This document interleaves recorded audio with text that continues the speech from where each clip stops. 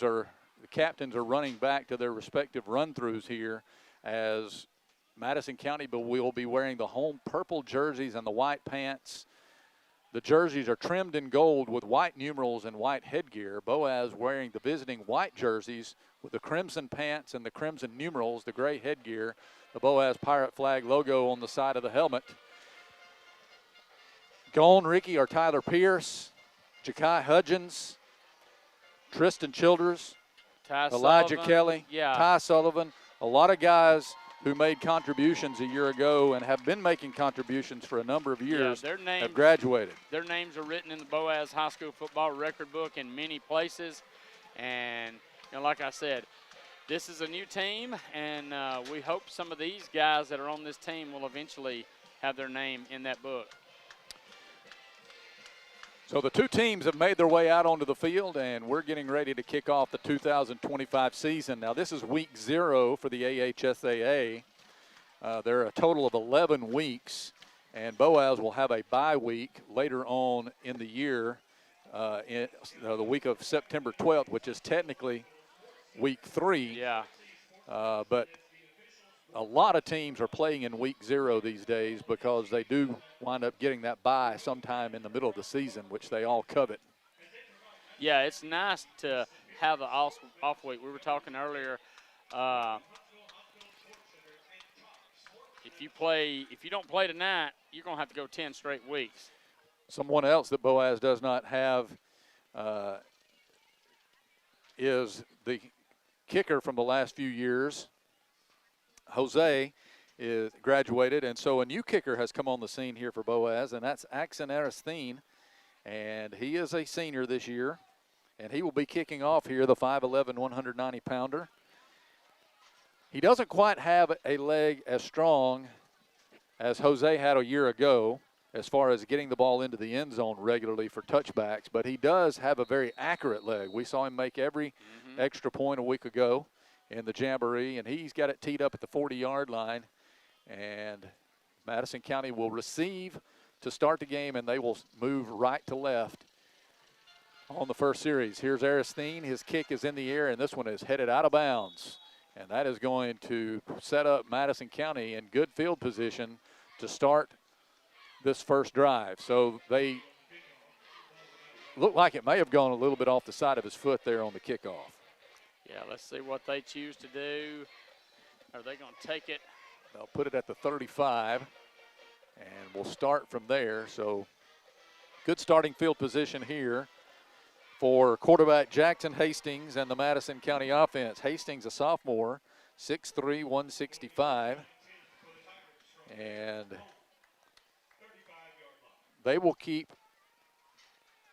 a very tight formation here with the ball right in the middle of the field to start this first drive. For number 4, Keontae Hill, to get a lot of carries tonight. 5'10", 205-pounder, and he's very stocky. And they will hand it to him right off on the left side, and he runs into a couple of Boaz defenders after a gain of about 3. And he will be put down at the 39. We'll call it a gain of 4 for Hill, just a dive off the left side, and Braden Bennett met him and dropped him right there. So second down and 6 here for the Tigers, who do huddle up. And they'll split both ends away here. They're going to send number 2, Braden Cross, out wide left. And now a shotgun for Hastings. Hastings, a good-sized kid, 6'3", 165. And he is calling for the snap. He's going to leave it again in the belly of Hill. Broke a couple of tackles, goes forward. He may have a first down. Ball's on the ground and loose, and Boaz may have recovered. I believe they did. Boaz has recovered the fumble, I believe. Number 11, Drew Patel, got on it, and they stripped Hill of the ball, and Boaz will take over at their own 46-yard line. He had a first down, did Keontae Hill, but as he got into the secondary, Patel able to strip it away and fall on it, and Boaz will take over. They get the first turnover of the game. Yeah, great job of forcing that first turnover. All right, Boaz is going to bring 3 wide receivers way out here to the near side on the numbers. And the single setback is Presley Fant in the pistol, lining up behind freshman quarterback Bo Bennett. Boaz will move their formation over from left to right. takes the shotgun snap. Fant will get the call. He's got room. 45, 50, down to the 45-yard line. A 9-yard gain there on first down for Presley Fant, and he will need just a yard for a first down, as it'll be 2nd and 1 for the Pirates. Fant coming into this season, Ricky, with over 1,000 yards in his rushing career. Good job blocking on the right side of the offensive line that time. Michael Woodall finally making the tackle, but 2nd and 1 here for Boaz. And here's Bennett. He is going to run a run-pass option. He'll pass it to Jay Patterson, the freshman receiver, and he's going to take it inside the Madison County 40 to about the 38. And Boaz will pick up a first down as Braden Cross made the tackle. Yeah, that was a run-pass option. Bo threw it to Jay Patterson out here and picked up 8 yards. That was freshman to freshman there. And first down of the season. Ball's at the 37, moving the formation right to left.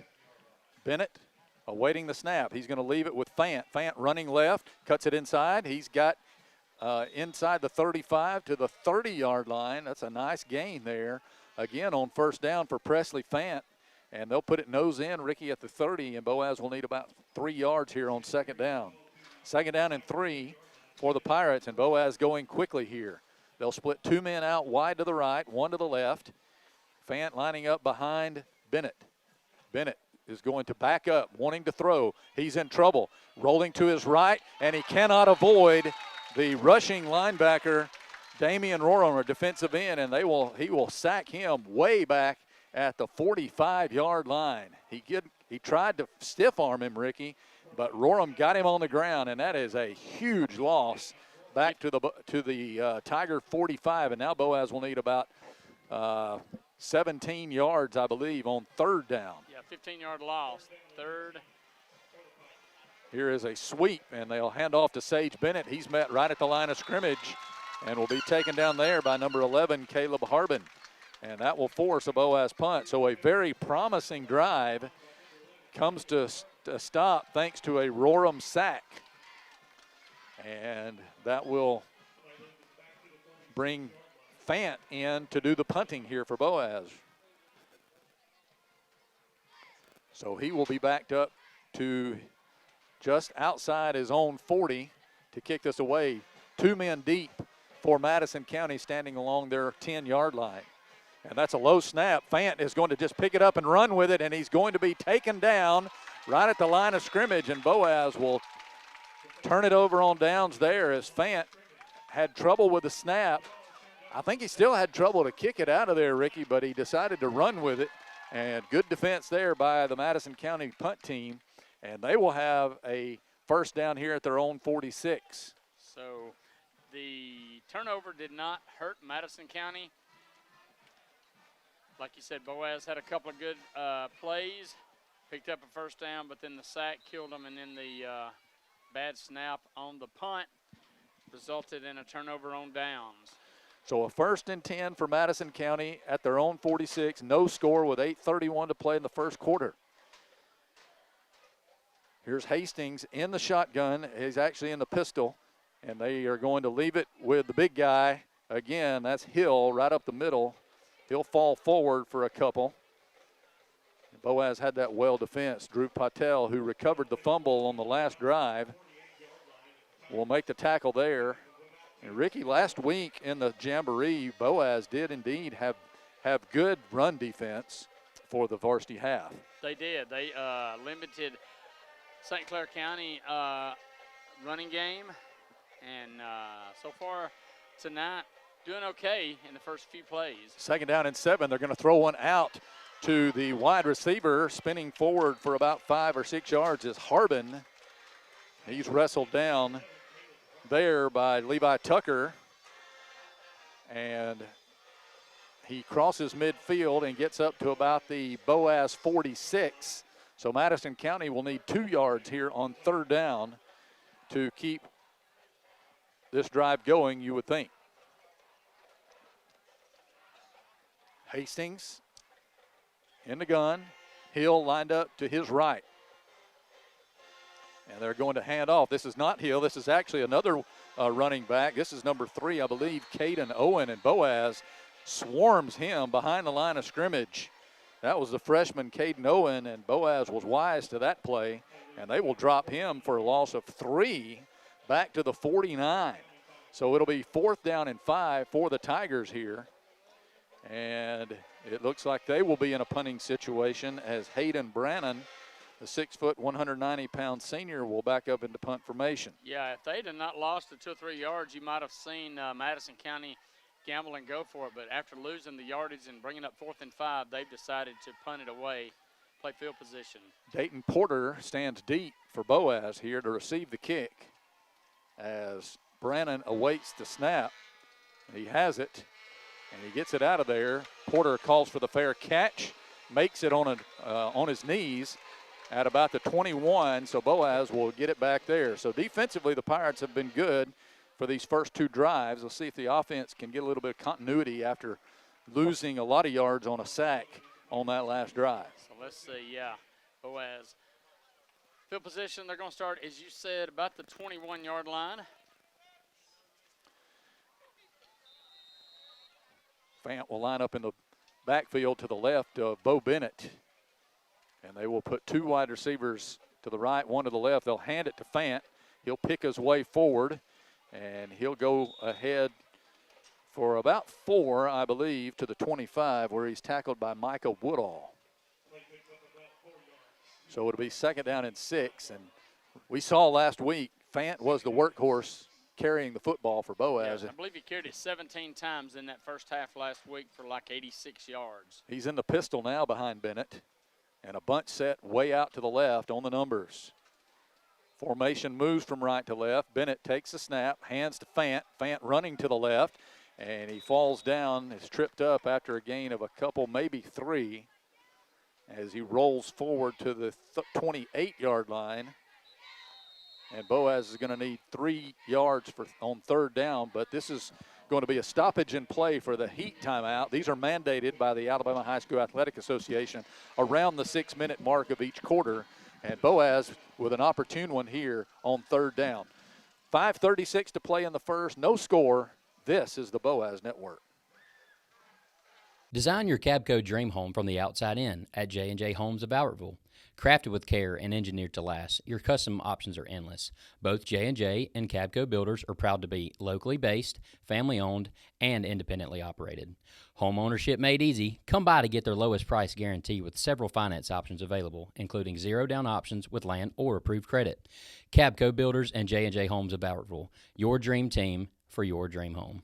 Hey folks, Mark Brickey, Sand Mountain Toyota. There's a lot to consider when buying a truck. Towing capacity, cab space, gas mileage, resale value. When you're talking with your salesman, is he willing to sit behind the wheel of the same kind of truck he claims to stand behind? Here at Sand Mountain Toyota, we buy what we sell. Not only do we stand behind our trucks, we put our own money and trust in Toyota trucks, just like you. Come by and check out our huge selection of popular Toyota trucks. Sand Mountain Toyota, we're more than a dealership. Since 1952, Wilkes Tire and Battery Service has been the place to take your vehicle for service you can trust. Our family takes pride in carrying on the tradition of providing great service, working with integrity, and giving back to the community. For tires, batteries, auto services, and more, choose the people you can trust. With 10 locations to serve you, including Albertville and Gunnersville, at Wilkes Tire and Battery Service, we get you started and keep you going. Your local Foodland Market. Your store for everyday low prices and weekly specials with savings on every aisle and friendly customer service throughout the store. We sell only the best USDA inspected meats. Our trained meat cutters offer fresh cut meats to your specification. Our fruits and vegetables are always fresh, quality and variety you deserve every day. Your local Foodland Market, where savings plus service plus selection equals satisfaction. Foodland, your football tailgating headquarters.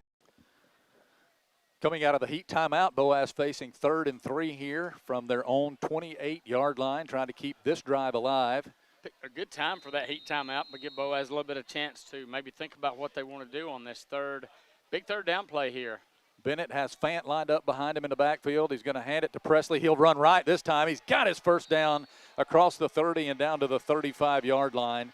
They've been going left, Ricky, virtually every time. That time he took it to the right. And Caleb Harden had to wrestle him down with the ankles. And that will be a first down Boaz at the 35. Porter and Sage Bennett out wide left for Boaz. And here's a fake. They're going to pass it out to Bennett. Bennett going forward down the left sideline. And he's close to another first down, pushed out over there by Caden Owen. And I think we might have a penalty marker here. And let's see about this one. The flag was thrown over the sideline. Madison County is pointing toward Boaz, and they are going to register a holding call against the Pirates here. So that will nullify a near first down. I think it was going to be a first down, Ricky. Yeah, I think they're going to mark the penalty from the 44, which will give them a 9-yard gain, so they're going to back it up 10 yards from there. So it'll be 1st and 11 now for Boaz from the 34. That was a good-looking play, too, that Boaz got Bennett behind some blockers over there on the left side. And now another stoppage in play. And they want to reset the play clock to a 25-second clock here. Porter and Bennett in a slot formation to the right. Patterson out wide left. Here's motion by the Boaz up back. And there is a give to Fant.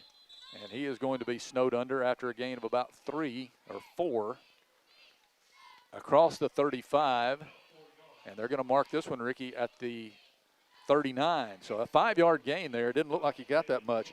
Jaden Wilborn making the tackle.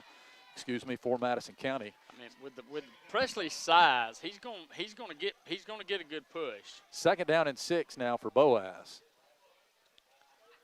And here is Bennett rolling right. He'll pass it out wide to Patterson. Broke one tackle, and then he's hit solidly after a gain of about a yard. That's a nice hit by Harbin. He's been all over the field so far in this first quarter. And Patterson was able to shake off the first man, but they'll drop him right there at the line of scrimmage. So Boaz will need 6 yards here on 3rd down to keep the drive going. Yeah, Madison County defends that well. Boaz so far has only thrown screen passes. We haven't seen anything down the field from Bennett. He's going to back up and try to throw now. 4-man rush. They'll throw a bubble screen, and it cannot be caught by Sage. That was a little bit of a high pass, but he probably should have brought that one in. I think he may have looked upfield before he brought that one in, and it's incomplete. Yeah, I'm not sure if he even gets the first down, but it was a very catchable pass. So Boaz will be forced to punt here as Fant will stand back inside his 30. Harbin is going deep to receive the kick along with Caden Owen. Remember, on the last time Boaz tried to punt, the snap was low. That's a good snap back to him. He gets this one out of there. End over end kick and a fair catch called for by Owen at the 35. So Madison County will start there yet again. They've had good field position on their good starting field position on their 3 drives. And it'll be 1st and 10. They'll put it at the 34, Ricky. 3:36 to play, first quarter. No score so far. Both teams, Ricky, just kind of feeling each other out and running the football and seeing what they can muster. Yeah, Boaz has just had some problems when they've actually tried to throw the ball. They had the big sack and drop, and then the no gain on the one play pass to Patterson. Here's Hastings. He's going to leave it in the belly of Keontae Hill. Broke one tackle. Still on his feet as he gets close to the 40. He may have crossed the 40, where he's taken down there by Patel and Mac Thompson. But a nice gain, 7 yards for Keontae Harris. He's coming out of the game. And Owen is back in the backfield in the pistol behind Hastings. 2nd down and about 3 to go for the Tigers. From the 41. Hastings is going to run a stretch play out to Owen. He's got some room this time, breaks into the open field, broke a tackle, broke another tackle, and he's down to the Boaz 40-yard line. He put on a burst of speed that we didn't see in his first carry because he was hit behind the line. That time they worked a stretch play, and it got him some room out there on the right. And the offensive line opened up a hole over there, and looks like he's got some speed. And once he hit that hole, he burst out for 20 yards. So the ball is at the Boaz 39. Again, the pistol, as Owen will stay in the game here. Hastings takes the snap. They're going to leave it on the left side. He cuts back, makes a nice move, but he's hit by Bennett, Braden Bennett, after a gain of only a yard. He had to do a lot of work to get that 1 yard. So it'll be 2nd and 9 at the 38. And here is Hill checking back into the Madison County backfield. Clock ticking at 2:12 in the first quarter, no score, but Madison County inside the Boaz 40 here. 2nd down and 9 to go. Hastings in the pistol. Hill behind him. They're going to leave it with Hill on that stretch play. He cuts back, and good pursuit by Boaz as he falls forward for 2 or 3. First one to hit him was number 56, Peyton Knight. Peyton Knight, Noah Ford, both there combining for that tackle. Wound up Ricky only being a gain of a couple of yards, so it's 3rd and 7 here from the Boaz 36 for Madison County. They're going to split 3 wide receivers out to the left, 1 to the right. Empty backfield, 4 wide receivers, as they're going to throw a screen out here to Owen, and Boaz defends that very well. I think Demir Martinez might have hit him first, then he was finished off by Braden Bennett. And also Levi Tucker. And that's going to be a gain of about 3. It's going to be 4th and 4 here for the Tigers, and they have a decision to make. Looks like they're going to go for it here as they have the ball inside the Pirate 35. Yeah, kind of too far out for a field goal. Too close to punt, so they're just going to take their chances right here. So 4th and 4. And here is Hastings, and they need another man on the field. Coming in late is number 37, Lucas Smith. They're trying to get Boaz to jump defensively, and they looked like they wanted to try to jump defensively, but they were able to hold it. And now there is a delay of game penalty that will be tacked on here as the back judge threw the flag. 40 seconds left in the quarter, and let's see if they try to punt it here now as it is 4th down and about 7 or 8. Looks like they're going to stay in their offensive formation with Hastings taking the snap. They're going to try that hard count. Now it looks like he's going to back up maybe and try to pooch punt this one, and there's movement all over the place, and the ball was not snapped. I believe Madison County may have jumped, Ricky. Now it looks like the regular punt team's coming in. And they will call a false start against the Tigers, and that will move the ball back outside the 40. And as Ricky just said, the punter Hayden Brannon is going to check in, and that will send Dayton Porter deep for Boaz. An opportunity to return one here. He is standing at about the 12-yard line, however. Here's Brannon waiting the snap. Still waiting. He has it. Big rush by Boaz. They almost got it. Porter calls for the fair catch, and he is just going to let it bounce, and it will take a bit of a Madison County roll down to the 11-yard line, and Boaz will start offensively from there. That looked a little bit dangerous as Boaz had a man close to the ball where it bounced. But boy, it was a nice rush that the Pirates got on the punter that time. They just were within an eyelash of blocking it. So the Boaz offense will come back out. The run game's been relatively successful. The pass game, not so much here in the first quarter with 28 seconds remaining. So Bo Bennett will have Presley Fant on his right hip as Bennett is in the shotgun. Boaz will send 2 men wide left. Bo takes a snap, leaves it with Fant running to the left. He tries to cut it inside, cannot break away from Harbin, who catches him in the backfield. That's going to be a loss of a couple on the play. Fant was just running horizontally, Ricky, waiting for a seam, and that seam never came. Clock is going to run down here. I think that will be the final play of quarter number 1. And it is. So they will exchange or go to the other end of the field as Boaz will face a 2nd down and 12 when we come back. No score here at the end of 1. This is the Boaz Network. Kim, you can take 60 here. You'll like banking at People's Independent Bank and PIB Mortgage. Here, you'll receive a high level of personal service, a full array of accounts and services, a variety of mortgage loans, local loan decisions, and you will see active corporate citizenship throughout our footprint. Step up to true community banking at People's Independent Bank. www.pibonline.com. Member FDIC, Equal Housing Lender. NMLS number 466340. Marshall DeKalb Electric Cooperative is a proud supporter of our community and our local schools, academics, and athletics. Best of luck to all our local teams throughout the season. Our mission at Marshall DeKalb Electric Cooperative is to provide the most reliable electrical service at the lowest possible rate. We strive to achieve our mission with quality and reliable service and a commitment to our consumer needs. We want to be a beacon in each community that we serve. This is Julie Battles for Twilight Monument Company.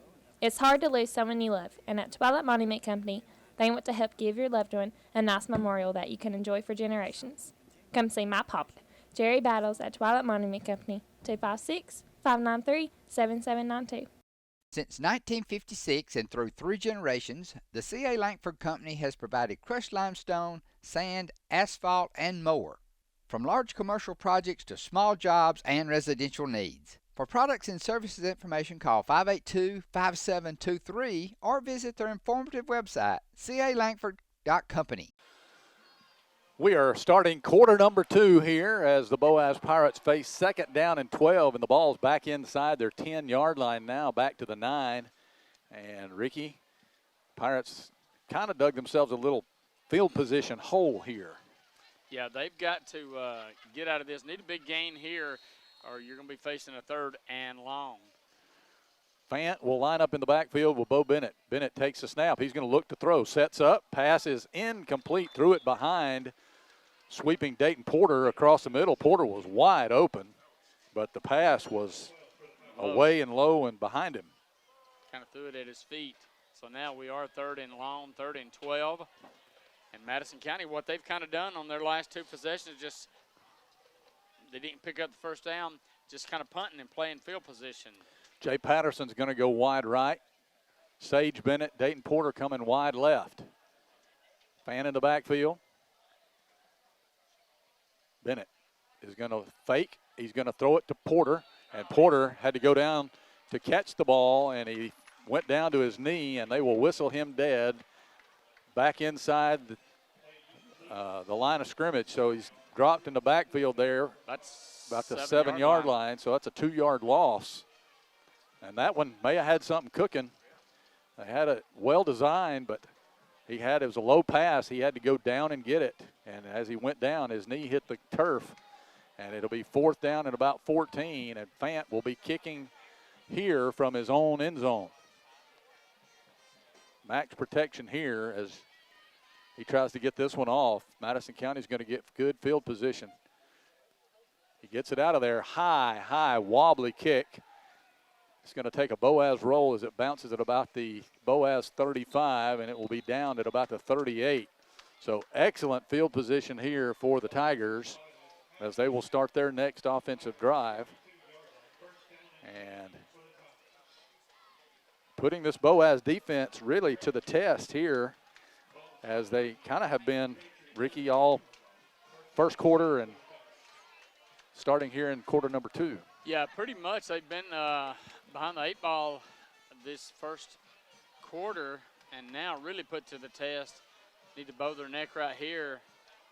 Best field position of the night for either team. Hastings in the shotgun. And a stoppage in play. And they're going to reset the play clock yet again to 25. So first week of the year for the officials, too. 3 wide receivers out wide right. Hastings is going to pass it out that way. He finds Harbin. Harbin spins forward, and he's going to go for about 7 or 8, maybe 9 yards on just a wide receiver screen. We'll see where they mark it here. It looks like it's going to be at about the 32. So we'll call that a gain of 6. It'll be 2nd and 4 for Madison County. short 4. They're going to send number 14 out wide left. I don't have him on my roster, I don't think. Owen checks back into the backfield, and they're going to leave it with Owen. They're going to stretch him out to the left. He's running wide, and he's got his first down, and they will knock him out of bounds as he turns the corner, and that will move the sticks for Madison County. It looked like Porter got over there to make the tackle on him, maybe. Yep. But not before Caden Owen is into the 27-yard line for a first down.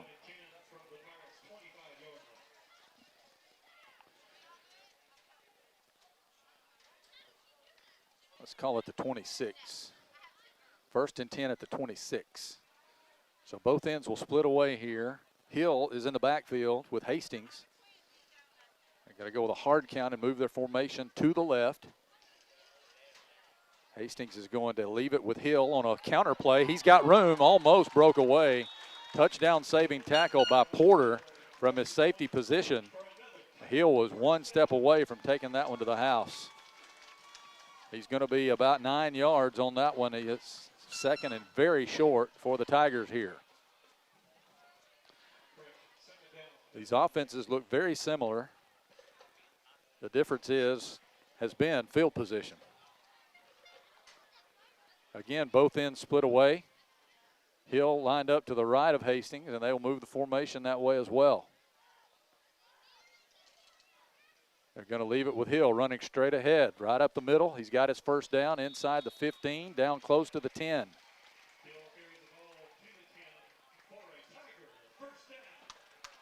So after starting this drive at the Boaz, 38-yard line, they have taken it down to the 10-yard line, and it's a 1st and goal situation here for Madison County, the first of the night for either squad, with 8:35 to play in the half. Hill in the pistol behind Hastings. He's been the horse here on this drive for the most part, and they're going to hand it to him again, running to the right, makes a nice cut, still on his feet, plowing his way inside the 5 down to about the 2. Boaz having a hard time getting the 205-pounder on the ground. Jaden Durden, I think, was the man who finally made the tackle, but it's going to be 2nd and goal from the 2 for Madison County. I don't look for him to do anything fancy here, Ricky, but hand it to the big guy. Yeah, I mean, that's who's got you down here, the running game, especially big number 4, and that's what I would do if I was coach. Hastings has Hill lined up to his right. And some confusion about where they want to set their offense up. They're going to move it to the right, and they are going to leave it with Hill straight ahead, pushes forward, he's in. Touchdown, Madison County, and they break out on top here, 6-0 with 7:37 to play in the half. So the field position finally pays off for the Tigers, and Keontae Hill drives it for the first touchdown of the game. A 2-yard carry off the right side, and now an extra point attempt coming up. Number 27, Sergio Chavez, will attempt the extra point here. Michael Woodall will hold. Looks like Jaden Wilborn's a snapper for the Tigers as he tries to add the extra point. Chavez puts this one in the air. Good rush by Boaz, and they're going to call a roughing or running into the kicker here on the Pirates. And a flag comes out. The kick was good, so they may take that penalty on the kickoff, and we'll talk about that when we come back. 7:37 to play in the half. It's Madison County 7, Boaz nothing. This is the Boaz Network. Design your Cabco dream home from the outside in at J&J Homes of Albertville. Crafted with care and engineered to last, your custom options are endless. Both J&J and Cabco Builders are proud to be locally based, family-owned, and independently operated. Home ownership made easy. Come by to get their lowest price guarantee with several finance options available, including zero-down options with land or approved credit. Cabco Builders and J&J Homes of Albertville, your dream team for your dream home.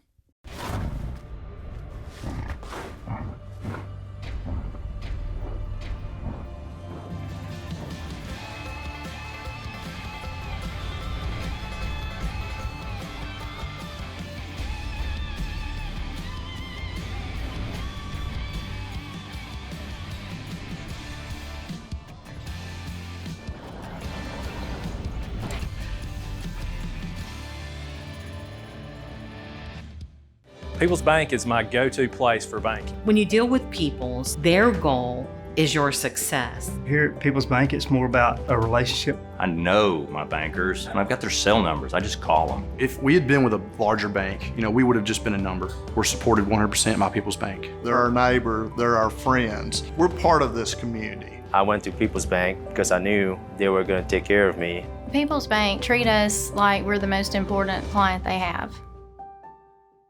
You're on. Welcome back to Tiger Stadium in Gurley, Alabama, as the Boaz Pirates and the Madison County Tigers are opening up the season. And the Madison County Tigers have just scored a touchdown to go up 7-0 on the Pirates, and a penalty on the extra point is going to put this ball being kicked from the 45-yard line. So Boaz will try to answer this score here, Ricky. They've got to be a lot more with it, for lack of a better term, offensively. Yes. Here's the kick. It's going to come down to Sage Bennett. He'll take it from the 10-yard line, running to the right. Field opens up. He's got some room. Sage, one man to beat. He cuts it in at the 50, 45, 40. He's at the 35, 30. He's at the 25, 20, down to the 15, and he's taken down from behind just shy of the 10-yard line as Sage Bennett got ahead of steam and takes it into the red zone for the Boaz Pirates. So they did indeed flip the field position. That's the spark maybe that's what the spark we needed for Sage on that kickoff return. They're going to mark it, looks like, at the 13. We'll call it the 13-yard line. Hey, let's see. That is a 77-yard return by Sage Bennett. Boaz, 1st and 10 at the 37, or at the 13. And stoppage in play again. Yeah. No, timeout called by Madison County. Oh, okay. So Madison County is going to talk things over here, and we'll be right back. This is the Boaz Network.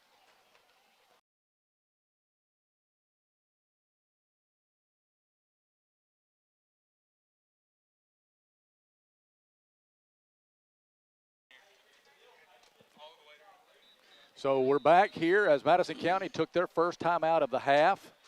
And Boaz, Ricky, after that terrific run back by Sage Bennett, has it 1st and 10 at the Madison County 13. Well, they've got to take advantage of this good field position. Nothing else to give the defense a chance to rest. Boaz is going to go with an offset eye in the backfield, 3 wide receivers, 1 to the right, 2 to the left. They're going to hand it to Fant. He kind of stutter-stepped, and that cost him. And he is taken down, I believe, by Hayden Brannon, number 28, if I'm not mistaken. It's like a loss of about 2, or at least maybe 1. He kind of danced a little bit, and that cost him some. That's one of those situations, just go straight ahead and pick up whatever you can. 2nd down and 11 for Boaz. Fant behind Bo Bennett in the pistol. They're going to leave it with Fant up the middle. Going forward, he'll get back the loss, and he'll take it into the 10. So a nice gain there of about 5 yards, but Boaz will still need about 7 yards here on 3rd down at the 10-yard line. 10 carries already for Presley Fant. We are nearing the midway point of the 2nd quarter. Coach Sullivan said that. Coach Pruitt. Pruitt, I'm sorry. I knew I'd do it one time, but said that Presley would be a workhorse, and he is so far this half. Here is a pass. Bennett is going to throw it out on a screen. There's room out there to the right side. He is in. Sage Bennett. Touchdown Boaz, but there is a flag. Ricky, that's the same play that they ran earlier and got called for holding on. And I believe this is going to result in the same call. And it is a hold. And that's going to cost Boaz a touchdown. I don't think anybody touched Sage Bennett. I don't think so. I think he just weaved his way through. But it's not to be. as it will be a 10-yard step off against Boaz here, and it will bring it to 3rd down and about 16. Let's see what they do here from the 18 or 19-yard line. They'll look to the sideline here for an audible.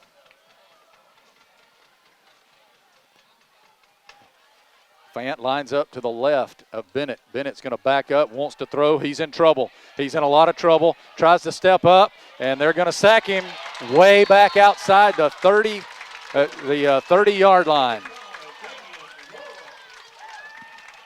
The Pirate offensive line, Ricky, has not been able to hold any protection when Boaz has backed up and tried to throw down the field.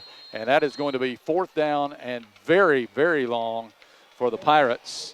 And we have the Heat timeout with 5:41 to play in the half. It's 7-0 Madison County. We'll be right back. This is the Boaz Network. Design your Cabco dream home from the outside in at J&J Homes of Albertville. Crafted with care and engineered to last, your custom options are endless. Both J&J and Cabco builders are proud to be locally based, family-owned, and independently operated.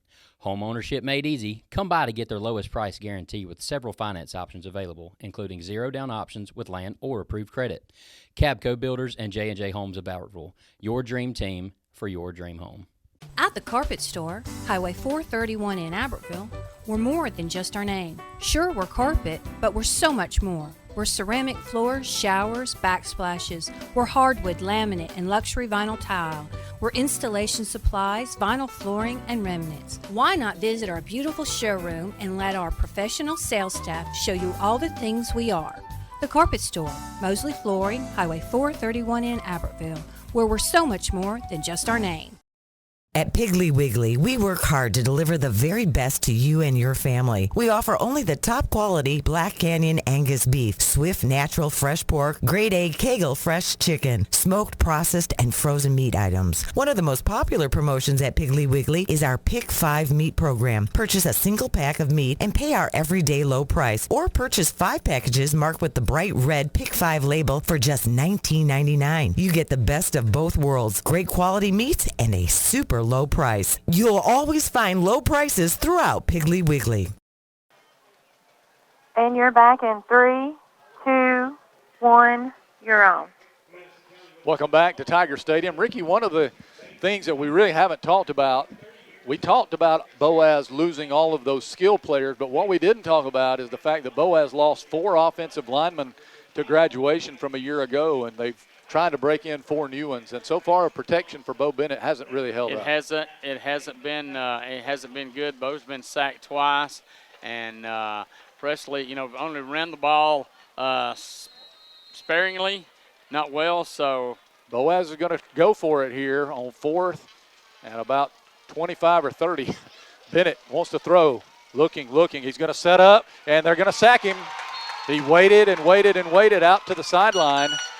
Had a little bit more time to throw that time, but could not find anybody open. And he is sacked back at the 43, and that is going to be Madison County. 33. And Madison County will take over on downs after that 3rd sack of the game.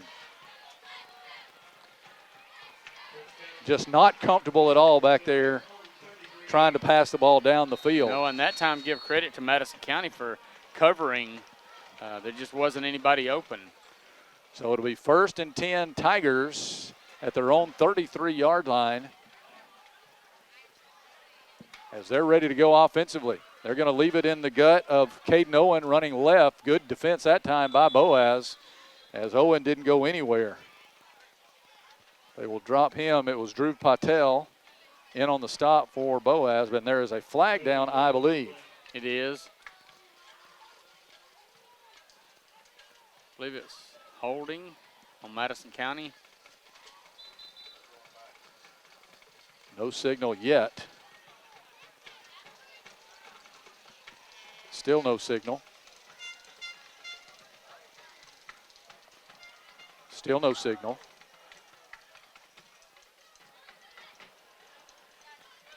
And it is going to be an illegal formation against Madison County. So That'll be a 5-yard penalty. Now some discussion about where the ball should be. I mean, line of scrimmage was 33, so it should be at the 28. So it's 1st down and 15. Boaz did a good job that time defensing Caden Owen, and now they're going to bring the line judge in from the far side, talk with him a little bit, kind of figure out what's going on here. I mean, illegal formation, that's a dead ball.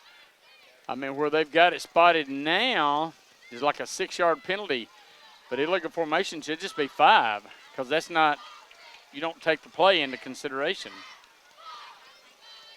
There is a lot of discussing and maybe even some arguing amongst the officials out there.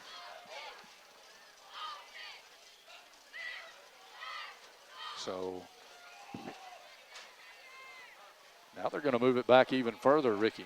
Maybe he was given, it is a holding call. Okay. So they changed the call here from an illegal formation to holding. So that'll be a 10-yard penalty against the Tigers and move them back to the 23. So it'll be 1st and 20 here for Madison County with 5:11 to play in the half.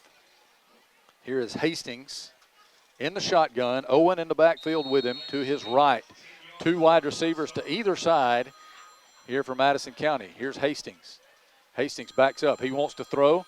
Has his man. No, it's incomplete. Went through his hands over on the sideline as he was trying to get it to number 6, Jackson Helton, a 5'9", 155-pound junior. Boaz had good coverage there. I believe it was Mac Thompson who was breathing down his neck.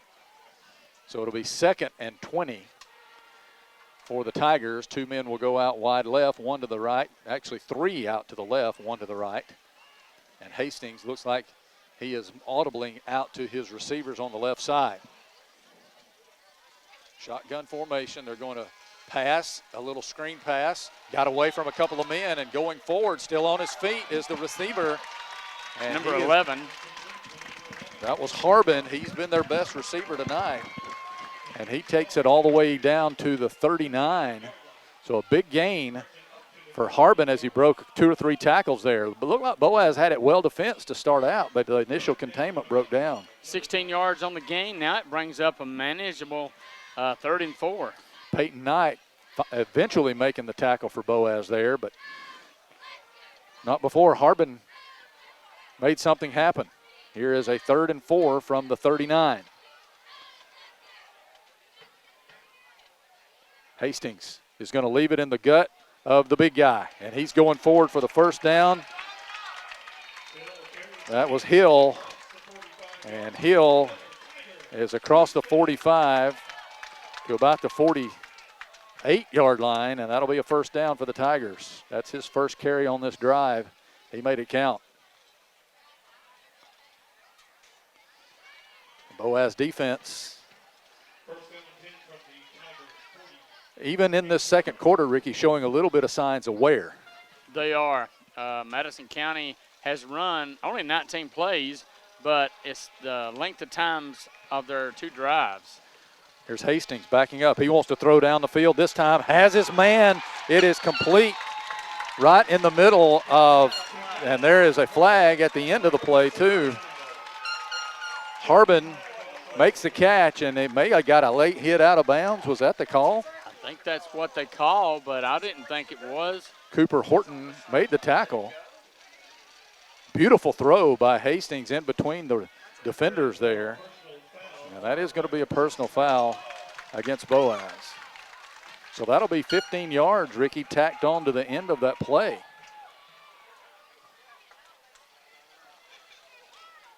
The tent that they've got on the sidelines is a little bit obscuring our view, but I didn't really think that was a late hit out of bounds. It looked like he was just trying to get him down, but nevertheless, it's a 15-yard penalty. And Boaz is going to take a timeout. 3.5 minutes to play here in the first half. It's 7-0 Madison County, but they're driving for more. This is the Boaz Network. Design your Cabco dream home from the outside in at J&J Homes of Albertville. Crafted with care and engineered to last, your custom options are endless. Both J&J and Cabco Builders are proud to be locally based, family-owned, and independently operated. Home ownership made easy. Come by to get their lowest price guarantee with several finance options available, including zero-down options with land or approved credit. Cabco Builders and J&J Homes of Bowerville, your dream team for your dream home. Hey folks, Mark Bricky, Sand Mountain Toyota. There's a lot to consider when buying a truck. Towing capacity, cab space, gas mileage, resale value. When you're talking with your salesman, is he willing to sit behind the wheel of the same kind of truck he claims to stand behind? Here at Sand Mountain Toyota, we buy what we sell. Not only do we stand behind our trucks, we put our own money and trust in Toyota trucks, just like you. Come by and check out our huge selection of popular Toyota trucks. Sand Mountain Toyota, we're more than a dealership. Since 1952, Wilkes Tire and Battery Service has been the place to take your vehicle for service you can trust. Our family takes pride in carrying on the tradition of providing great service, working with integrity, and giving back to the community. For tires, batteries, auto services, and more, choose the people you can trust. With 10 locations to serve you, including Albertville and Gunnersville, at Wilkes Tire and Battery Service, we get you started and keep you going. Your local Foodland Market. Your store for everyday low prices and weekly specials with savings on every aisle and friendly customer service throughout the store. We sell only the best USDA inspected meats. Our trained meat cutters offer fresh cut meats to your specification. Our fruits and vegetables are always fresh, quality and variety you deserve every day. Your local Foodland Market, where savings plus service plus selection equals satisfaction. Foodland, your football tailgating headquarters. Boaz defense on their heels a little bit here. A long pass and then a personal foul tacked on to the end of the tackle. And the Pirates are backed up against the wall here again. Boaz had the ball to start their drive at the 13-yard line, Ricky, and they didn't go anywhere but backwards. And Madison County getting a couple of big sacks, and they're taking advantage here. Offensively, they've really found their groove. They have. The quarterback, Hastings, is 5 out of 6 on the night. Here's a handoff to Hill. He'll go off the right side, and he'll be taken down over there after a modest gain. Looks like they gave him up to the maybe 17. Maybe 3 yards. So 2nd down and 7 from the 17. As Madison County has the ball back into the Boaz red zone here. Hill has carried it 11 times for 69 yards, so he is their workhorse. They'll move the formation over to the left on this 2nd down play. Hastings is going to take the snap. They're going to leave it with Hill again. Found some room up the middle, and he'll be taken down after he stood up. I believe it was Durden who made the hit. It was. And another, we'll say, 3-yard gain. It'll be 3rd and a short 4 here for the Tigers down around just inside the 15. Yeah. Yard lines are not all that bright here. No, not down when you get down into that end of the field.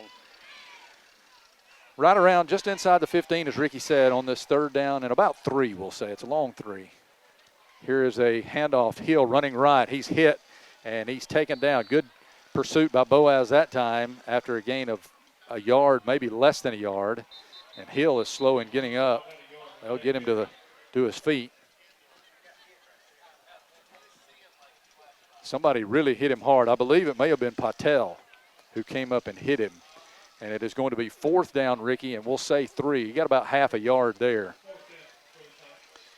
And we'll see what Madison County decides to do on this 4th down and 3. Boaz is going to spend their 2nd timeout of the half here. Try to save a little time with 1:45 remaining here in the first half. Madison County leads at 7-0, and we're coming right back on the Boaz Network.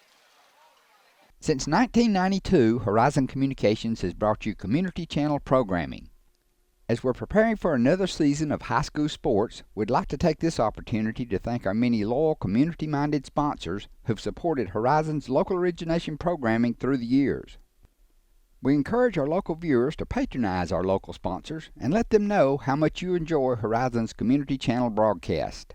For information on joining our team of Community Channel broadcast sponsors, give Mike Harden a call at 256-582-7373.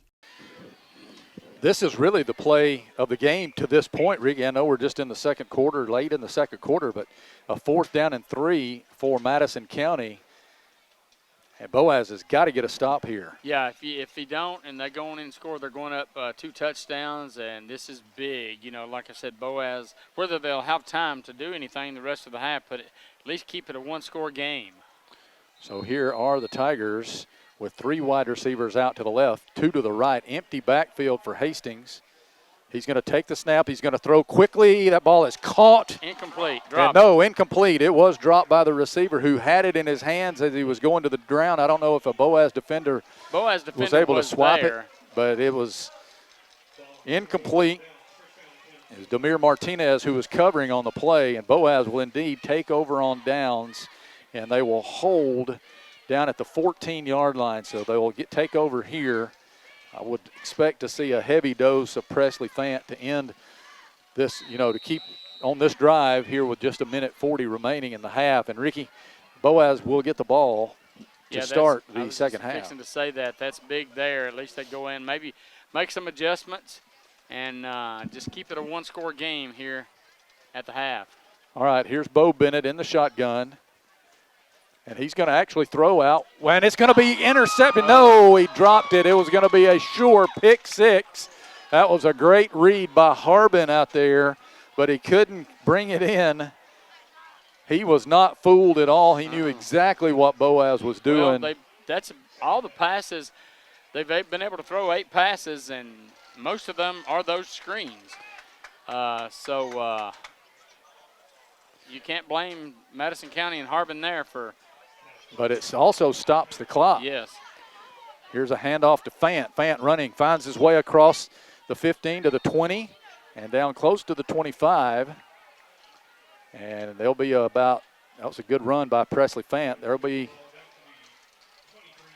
about 2 yards shy of, here's a 3rd down carry by Fant. Makes a nice move, got still on his feet, ran over a man at the 35-yard line. Got 2 men trying to drag him down across the 40. And he'll have a 1st down up to the 42-yard line. That's his best run of the night. It is a 19-yard run. And let's see. 1:09 to play, and Madison County wants to talk it over here. Coach Chris Hancock not liking what he's seeing from his defense. 1:09 in the half. We're coming right back. This is the Boaz Network.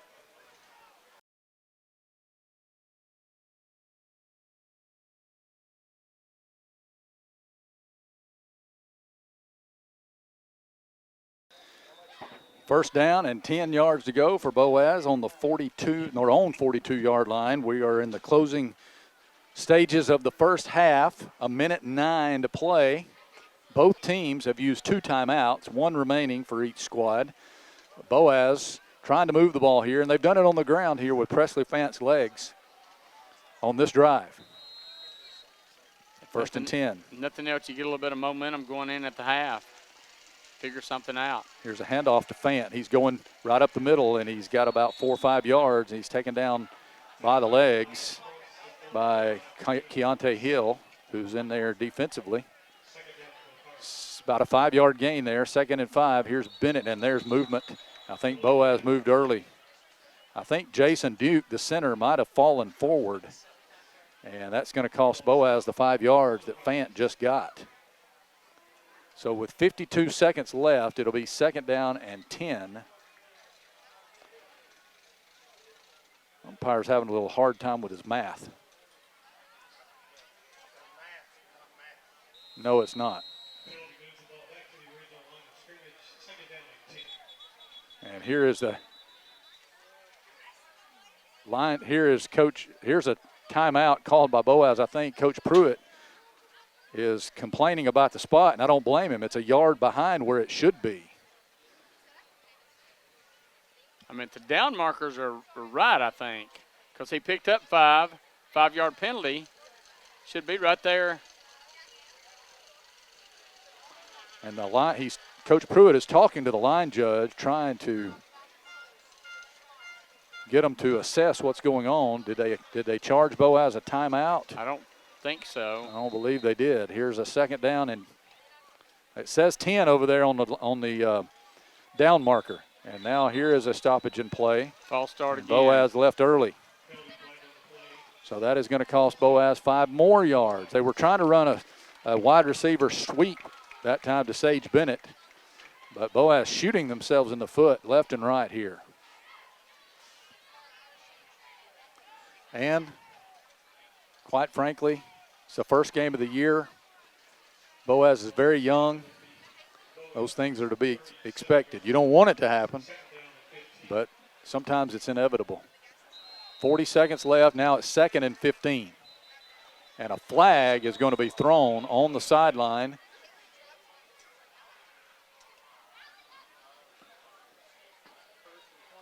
And let's see what they call here. And I think we have another penalty against the Pirates.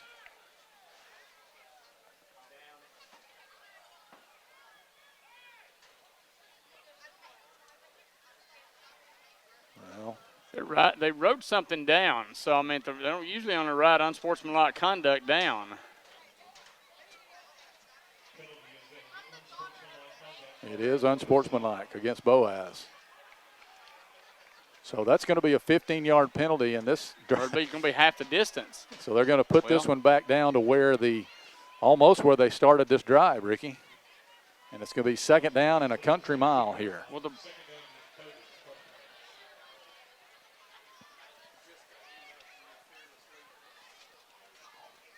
I can't tell. It looks like the ball is on the 22. Yeah, about the 20, 21, 22. And Coach Pruitt is having a heated conversation with the referee.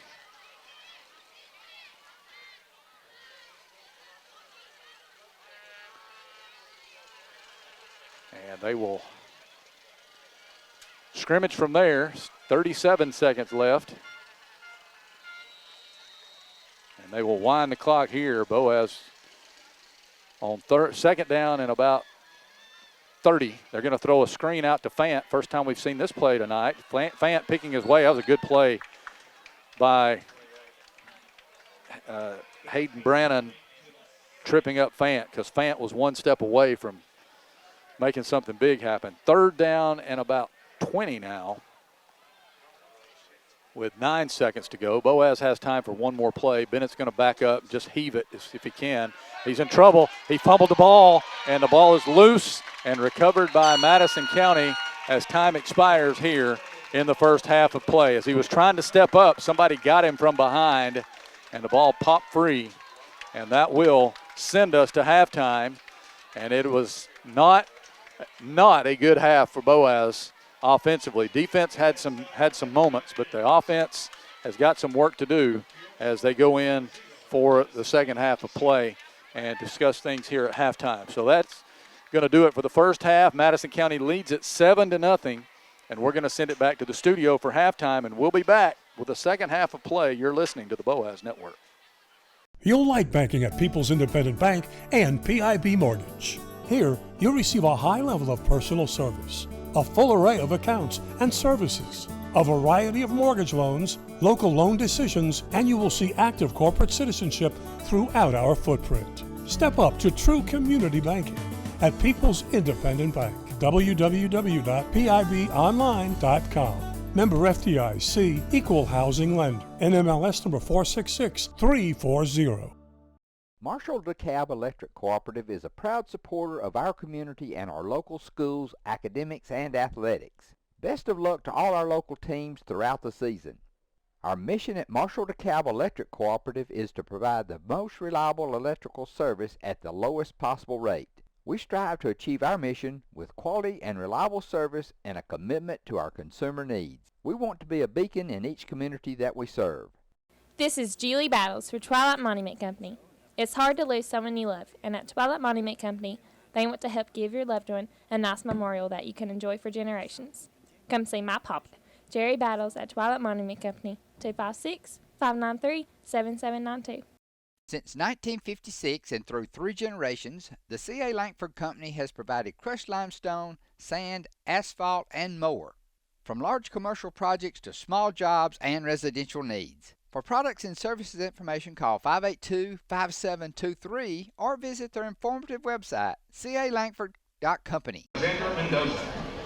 Tonight, the band is proud to perform its 2025 production, Colors, including the hits Mr. Blue Sky by Electric Light Orchestra, featuring Andrew Santoyo, Brittany Rodriguez, Madison Whitfield, and Horatio Contreras Rosas, and Back in Black by AC/DC.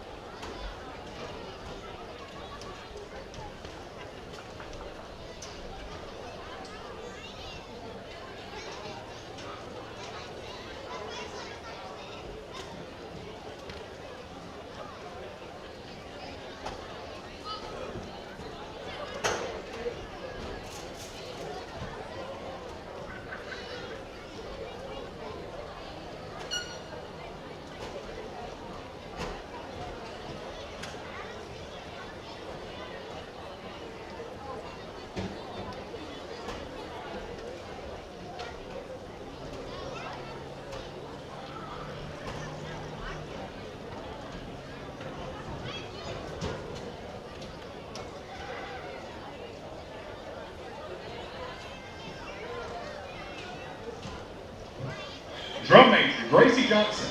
Is the band ready?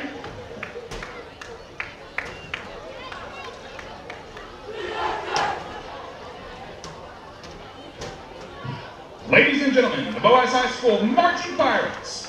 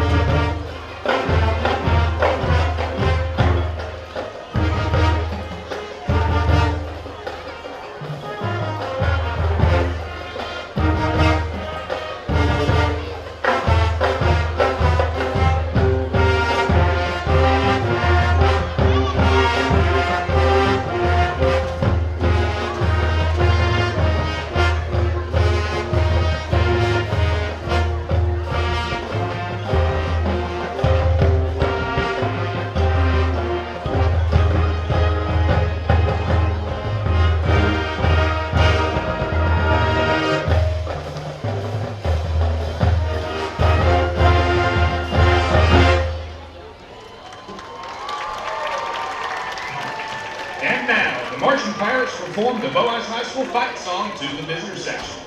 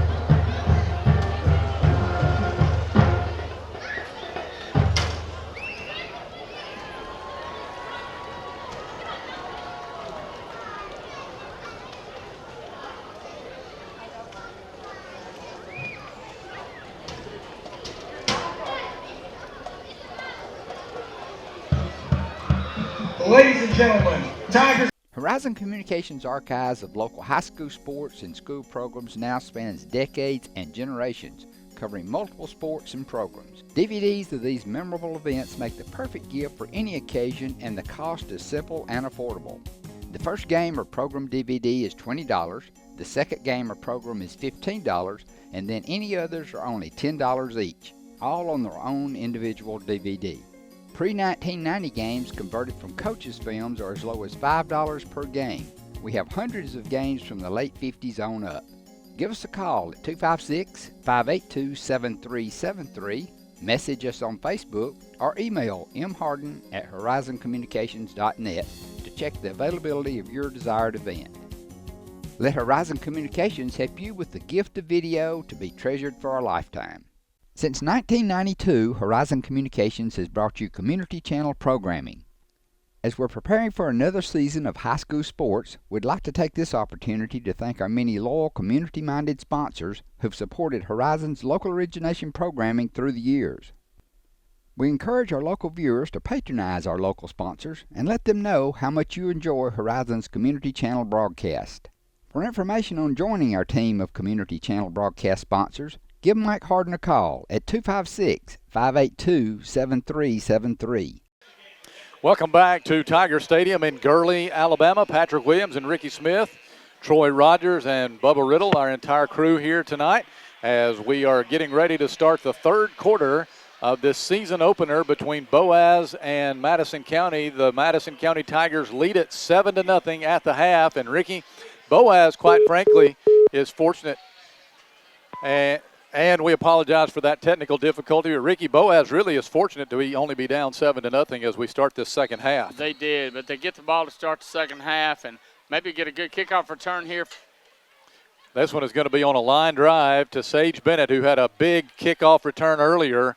He is turning the corner. This is going to be another big one as he's close to midfield and is going to be forced out of bounds as he crosses midfield out to about the 47 or 48 yard line. And Sage Bennett has been the bright spot for Boaz here as he's had two long kickoff returns. Unfortunately, Boaz has not been able to cash in. It looks like there might be a flag here, Ricky. Well, I'm not sure if there's a flag. They say he went out of bounds at the Boaz 44. Yeah, so the run back was not as long as I thought it was, but here are the Pirates starting at their own 44. Good field position nevertheless, as Bo Bennett will run the controls at offense, the freshman quarterback, and he's going to hand off immediately to Presley Fant. Fant going forward. He's got 10 yards on first down, and he will have another first down. And we saw at the end of the first half, Ricky, except for some penalties that cost Boaz on the last drive, Presley Fant was beginning to assert himself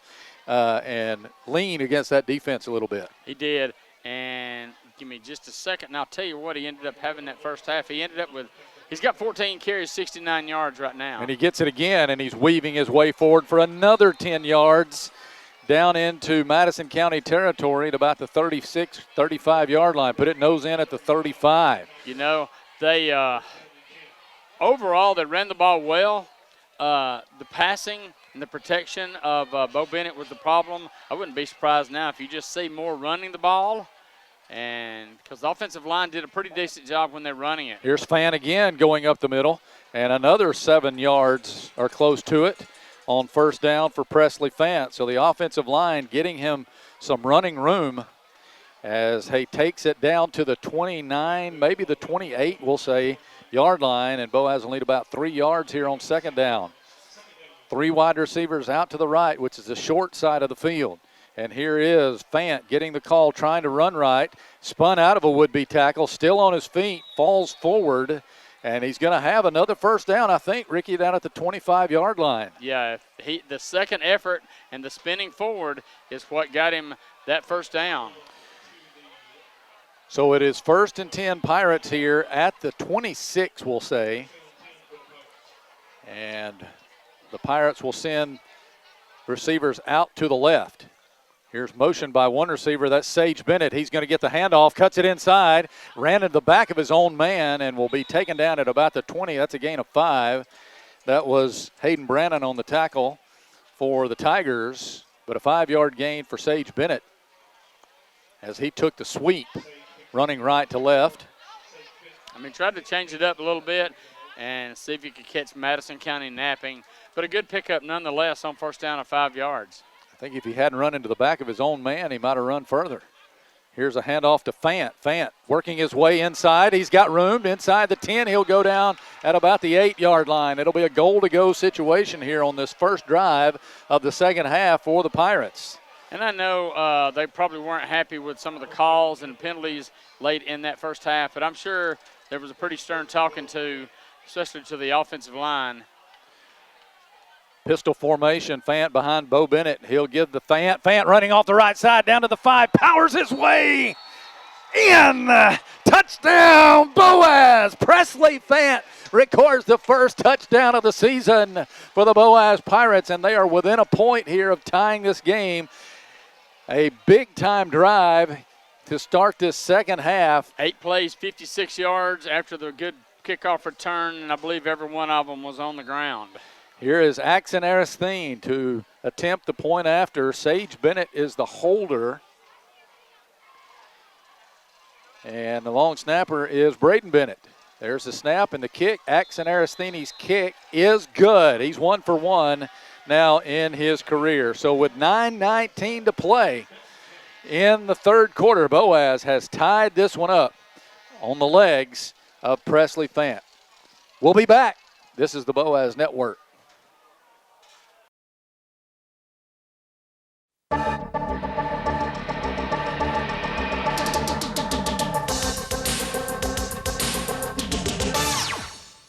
With 20 carries, 110 yards after that. 8-yard touchdown run for Fant, his first of the season, and that is his 18th career rushing touchdown. And the Boaz Pirates have quickly turned this game into a tie score. It's 7-7 as we go. Now let's see. Hopefully defense made some adjustments, and because for the most part, their running back, number 4, Hill, 13 carries, 73 yards in that first half. And Boaz will have to contain him, but you also saw number 3, Caden Owens. Yeah, Owen, but we also saw number 11. Putman, excuse me. Goodness, I can't find his name. Harbin at the receiver spot doing good work. All right, Aristine to kick off here for Boaz.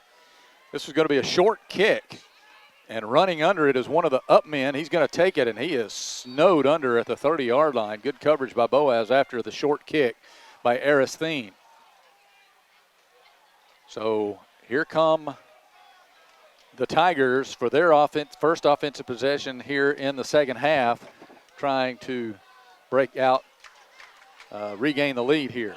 They'll start from their own 30, but let's call it the 29-yard line, Ricky. 1st and 10 from there for Jackson Hastings and the rest of the Madison County offense. And there is Hill. There is Hill at running back. He's going to line up in the pistol behind Hastings, and they'll send a couple, 3 men out to the left. We'll call it 1 man out to the left, bunch formation to the right. Pardon me. Here is Hill getting the carry off the right side. He's got room. Ran into Drew Patel, who wrestled him down, but here's Hill with about a 10-yard gain, and he is slow in getting up. Patel has hit him hard a couple of times tonight, and this time Hill very slow in getting up. He is not getting up. I don't know if he's cramped up or what the situation is, but he is lying on the field. He has played some defense tonight as well, Ricky. Yeah, he's holding his legs up, and that's a sign of cramp. But, yeah, and it's a hot and humid night here. It always is, first game of the season. But he's up now. But you can tell that calf leg is cramping hard.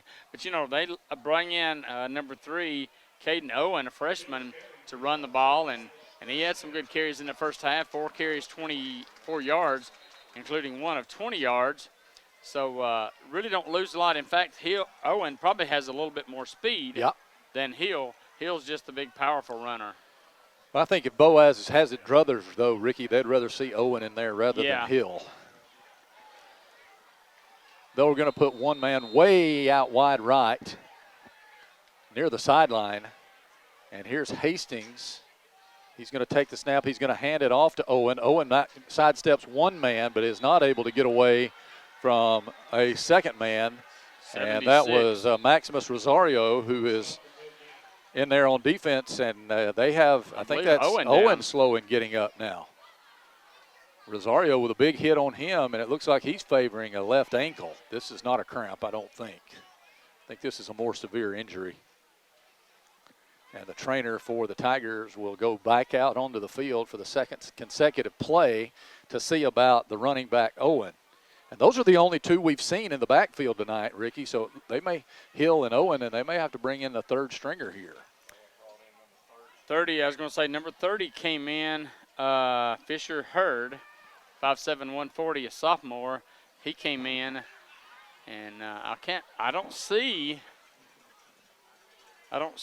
Hill over here somewhere. He may be here in the tent. He is in the tent. Okay. But you're right. I think this on Owen is a little bit more than just a cramp. Yeah, I think you're right. He's not putting any weight at all on that left leg, and it's just dangling there as the trainer and the team doctor help him off the field. He gets a nice hand from the partisan here.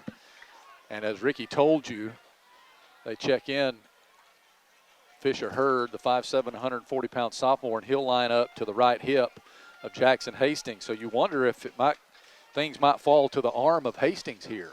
Well, and Hastings is 5 out of 7 for 46 yards, and 4 of those receptions by Harbin. Second down and 10 here as Hill comes out of the tent, kind of limps his way back to the sideline, says he's ready. Hastings takes the snap. He's going to run it himself, and he's going to be wrapped up immediately. Good pursuit by Boaz that time, and they will finally whistle it dead. And a little bit of... I didn't see who hit him first. I think Jaden Durden was in on it, but there were others. It was a gang there of Boaz defenders, and he'll lose a yard, Ricky, back to the 39-yard line. So it'll be 3rd down and 11 for the Tigers. And Hill is back in, so you gotta watch out here for maybe just a draw or something like that. You got to feel like even with that cramp, if he's back on there, can't be full speed. 8 minutes to play in the third quarter, and we're all tied at 7. 3rd down and 11, possession down here for the Tigers. Harbin's in the slot on this side. They'll motion Hill out of the backfield. Hastings looking to throw. They're going to throw a screen to Harbin. Boaz has it well defensed. That's a nice job on the play.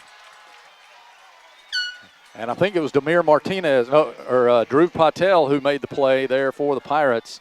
And that will bring up a 4th down for Madison County as he was able to get up to the 44-yard line, and it'll be 4th down and 6. So a punting formation coming up.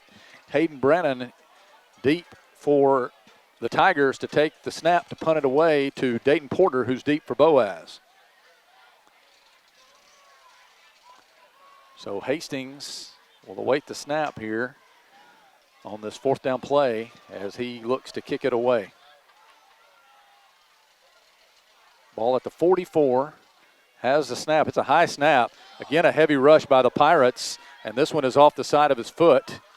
And will go out of bounds or close to out of bounds. They'll down it inside the 30, and it'll be 1st down Pirates from there. So the good job by Boaz defense there, a 3 and out. And, or I should say, they did get 1 first down on the drive. Yeah. But it'll be Boaz taking over here at the 26, I believe. Really hard to see the yard markers from our vantage point on when the ball is in that position on the field. Yeah, we can see it okay on the left side, but especially on the far side, on the other side of the hash, on the other side of the middle of the field. And here is Mac Campbell. Mac Thompson. Getting into the game in the backfield, and they're going to hand it off to Sage, rolling right. He evaded 1 tackler in the backfield and may have gotten back to the line of scrimmage. They're trying to give Fan a little bit of time off here on this drive, get him a chance to catch his breath. So a couple of yards on the carry. Mac Thompson has checked in there, the 5'10", 175-pound freshman. He's in the backfield and ran it well last year in a couple of games late after the middle school season was over for Boaz. So second down and about 9 as Bennett got a yard. Here's a handoff to Thompson. Thompson looking for room off the right side, won't find much. He is going to be taken down after no gain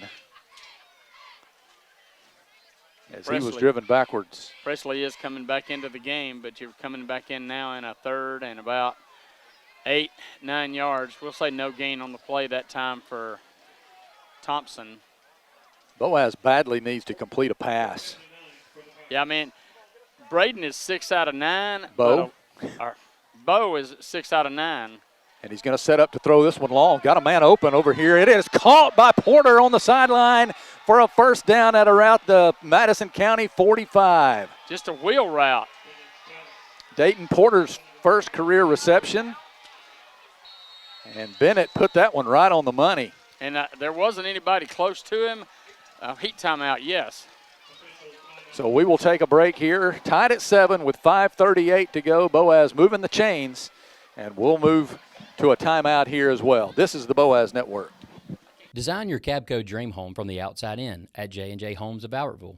Crafted with care and engineered to last, your custom options are endless. Both J&J and Cabco builders are proud to be locally based, family-owned, and independently operated. Home ownership made easy. Come by to get their lowest price guarantee with several finance options available, including zero-down options with land or approved credit. Cabco Builders and J&J Homes of Albertville, your dream team for your dream home. Hey folks, Mark Bricky, Sand Mountain Toyota. There's a lot to consider when buying a truck. Towing capacity, cab space, gas mileage, resale value. When you're talking with your salesman, is he willing to sit behind the wheel of the same kind of truck he claims to stand behind? Here at Sand Mountain Toyota, we buy what we sell. Not only do we stand behind our trucks, we put our own money and trust in Toyota trucks, just like you. Come by and check out our huge selection of popular Toyota trucks. Sand Mountain Toyota, we're more than a dealership. Since 1952, Wilkes Tire and Battery Service has been the place to take your vehicle for service you can trust. Our family takes pride in carrying on the tradition of providing great service, working with integrity, and giving back to the community. For tires, batteries, auto services, and more, choose the people you can trust. With 10 locations to serve you, including Albertville and Gunnersville, at Wilkes Tire and Battery Service, we get you started and keep you going. Your local Foodland Market. Your store for everyday low prices and weekly specials with savings on every aisle and friendly customer service throughout the store. We sell only the best USDA inspected meats. Our trained meat cutters offer fresh cut meats to your specification. Our fruits and vegetables are always fresh, quality and variety you deserve every day. Your local Foodland Market, where savings plus service plus selection equals satisfaction. Foodland, your football tailgating headquarters. Also said touchdown Auburn. All right, we're back.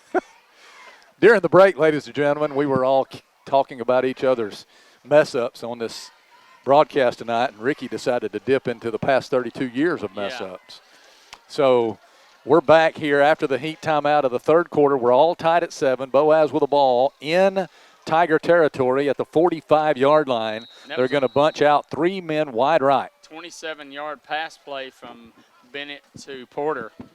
And here is Bo Bennett in the backfield. He'll hand off to Fant, who's back in, spun out of a tackle, still on his feet to the 35-30, accelerating to the 25 and taken down from behind. Yeah, horse collar. And a horse collar tackle is going to be whistled here on Madison County as he was taken down from the neckline from behind. He goes down at the 21-yard line, a tremendous run by Fant as he spun out of a tackle and then accelerated for the first down and more, and then he was grabbed from behind. Fortunate not to be injured after a tackle like that, and that's why they have the penalty these days, is to prevent injury. And this is going to be a half the distance penalty, if I'm correct, yeah, right, it's Ricky? from the 21. It'll put it about the 10 and a half, so it'll be first and 10, technically just outside the 10-yard line. Yes, they'll put it just inside the 11. And it is a horse collar tackle, and it'll be first and 10, Boaz, just inside the 11-yard line. And here are the Pirates. They shift the formation to the right. Fant in the pistol behind Bo Bennett. Bennett takes a snap, hands off to Fant, running right, got a hole, he's into the 10, he's to the 5, he's in! Touchdown, Boaz! Presley Fant, his second touchdown of the game. And he takes it in for the score, and it'll puts Boaz on top for the first time tonight. It's 13-7 in favor of the Pirates, and Axon Aristine will come on for the extra point. Great run. 5 plays, only 5 plays, 74 yards on that touchdown drive, a minute and a half. The big play, the pass from Bennett to Porter. But the running game, especially Fant, key again. Aristine's kick is up. It is tipped and goes over the crossbar for the extra point. How in the world did that happen? It hit the helmet or the hand of a defender and got through somehow, so Boaz leads it. Now 14-7, 5:22 remaining in the third quarter. This is the Boaz Network.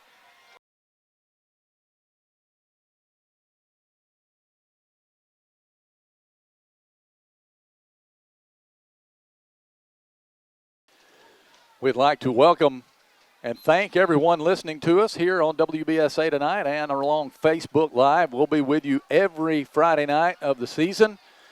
For Boaz High School football, Patrick Williams, Ricky Smith, Troy Rogers, and Bubba Riddle. And Boaz, Ricky, has broken on top after a really nice drive, mainly on the legs for the second drive in a row of Presley Fant. Presley up to 22 carries, 145 yards. 22 carries, 145 yards on the night for Presley Fant.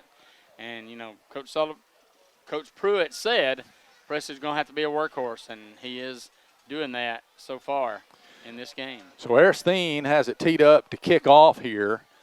Remember, Ricky, the last one he kicked was a pretty short kick, but Boaz covered it well. Yeah.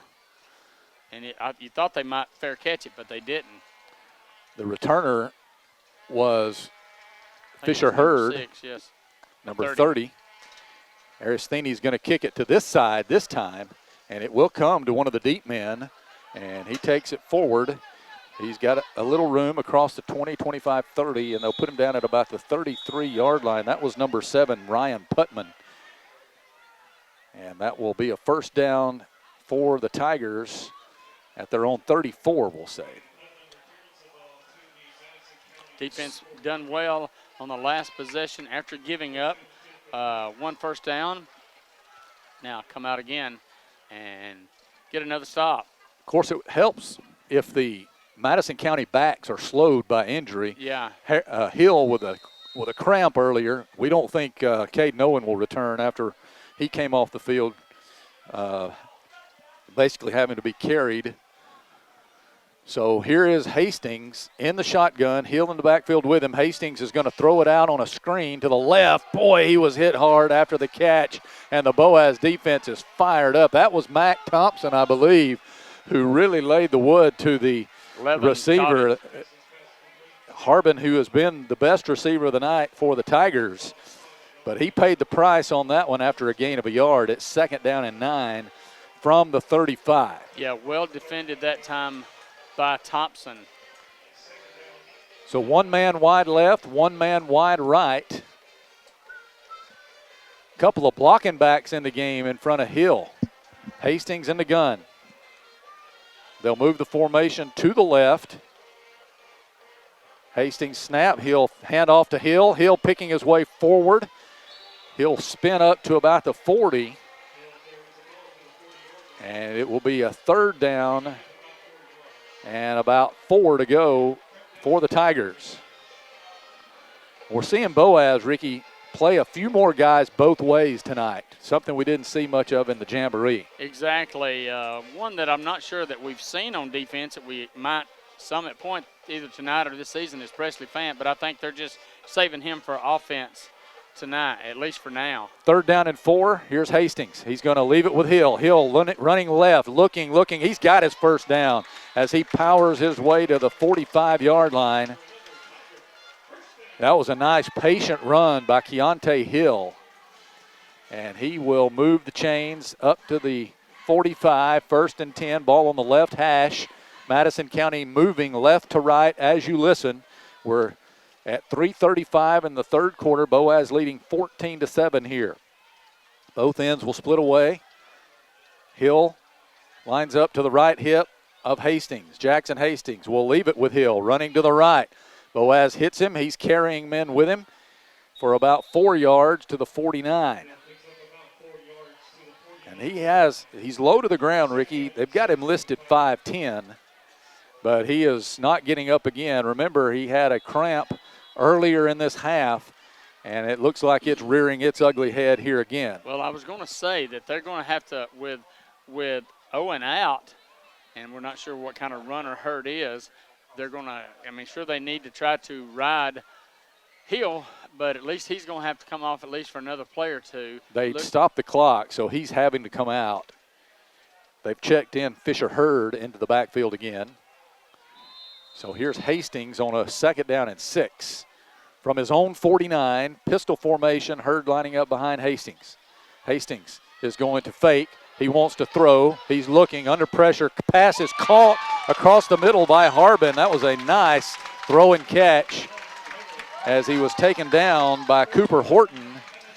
But that'll be a 1st down inside the Boaz 40, and Harbin is going to limp out of the game as well. He got taken down a little bit oddly, and he's got either a cramp or an ankle issue.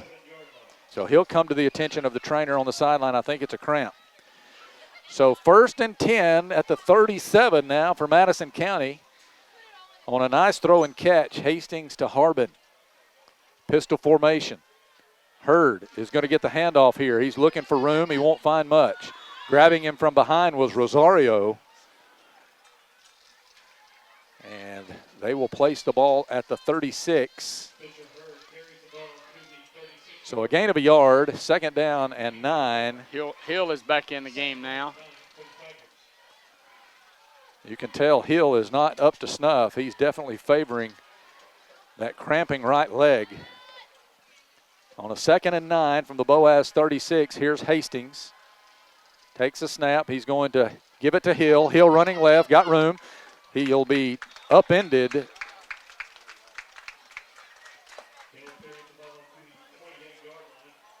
By Dayton Porter, and he's close to a 1st down, but I think he's going to be just short, Ricky.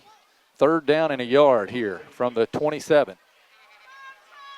Minute 25 in the 3rd quarter. Madison County putting together a nice drive to try to answer the Boaz touchdown when the Pirates went up 14-7.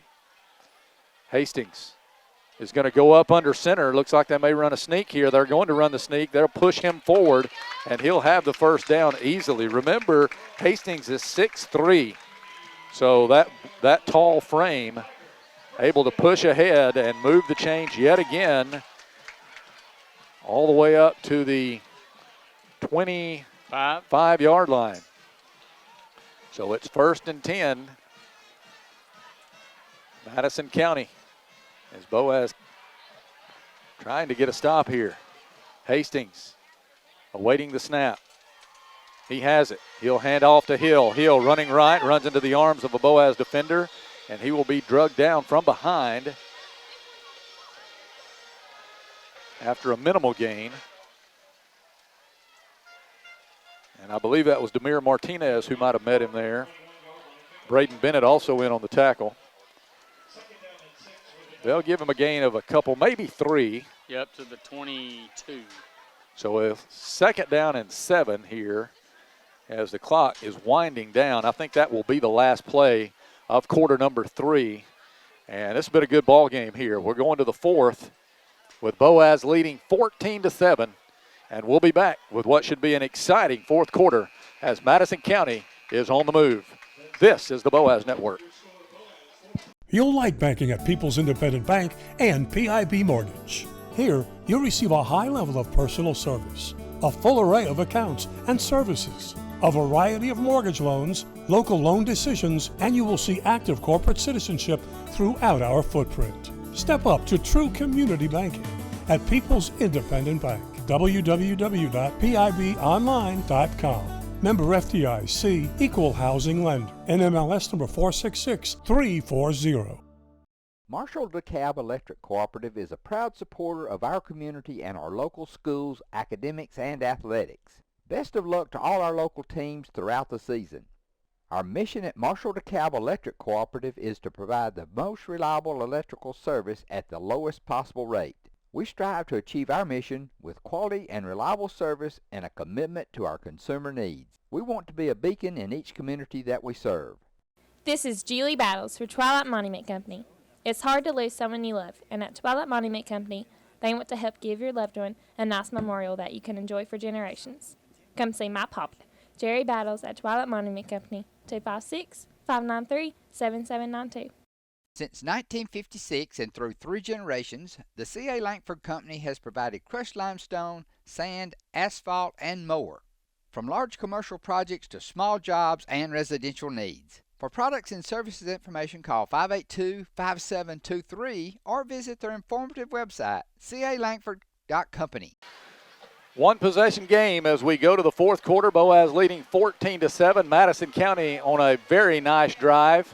Second down and 7 yards to go. They have it at the Boaz 25-yard line. A correction, 22-yard line.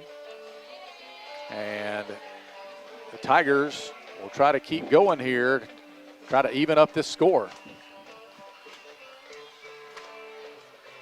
And it looks like Hill is out. Looks like maybe 30 Hurd is in. I believe you're right. So Hill getting a little bit of a break here. And Hurd will be in the backfield with Hastings. Hastings is going to look to throw. He's going to throw a screen out to Harbin. Good block on the corner, and Harbin goes forward. He's tackled by Porter, but that will be up to the 15-yard line. That should be a first down. That was a tremendous block out here by one of the receivers. It was. And that will be a first down, as Hastings has been very efficient tonight throwing the ball. 9 out of 11, 73 yards. I believe that is 8 catches for Harbin. So 1st and 10 at the 15 for Madison County. They'll split both ends away. And here is Hill back in the game in the pistol. 2 tight ends. And they will they'll fake. Here is Hastings looking to throw, has a man wide open, and he just overthrew Lucas Smith, who was coming across the formation. They went with a little play action there, and Boaz was fooled, Ricky. If Smith is able to catch that, he probably scores. Yeah, just I think that's one Hastings, we talked about how good he's been, but I think that's one he would love to have back, because if he just doesn't put as much air under that, on that, Smith is able to catch it. So 2nd down and 10 after the incompletion at the 15. Boaz leading 14-7. Hill in the pistol. And they're going to hand it to Keontae Hill, running to the left. Good job that time. Submarining in there was Demir Martinez. And he's able to get Hill after a short gain. Up to the... It may still be right there at the line of I don't scrimmage think at 15. I think he got the line of scrimmage, and that's about it. So Boaz was wise to that. Noah Ford also over there. So it's 3rd and 10 from just inside the 15 for Madison County. You would think 4-down territory here. You've got to. I don't think they're probably thinking the way Boaz has moved the ball this half, they don't want to kick a field goal and take a chance on Boaz going up 2 scores. All right, nobody in the backfield. Hastings looking to throw. He's rolling right. He's looking in the end zone. That ball is overthrown and incomplete. I think if he throws it just a little quicker, he may have his man for a touchdown. Boaz had decent coverage over there. Wasn't great, but. So now here we are, this 4th down conversion here. What do they do? It looks like they're leaving the offense on the field. And they're going to go empty again, I believe. They're going to go with 5 wide receivers here. They've got to get to about 14, you got to say, just across the 4. They've got to get to the 4. 4, I mean, yes. They're just almost at the 14. 14 and 15. They actually moved the ball back nose end to the 15, yeah, you're right. didn't they? Hold on. So a timeout is going to be taken here by the Tigers. I believe this will be their first timeout of the half. And they want to talk over this very, very important 4th down play. 10.5 minutes left, and we'll be back with this 4th down play on the Boaz Network.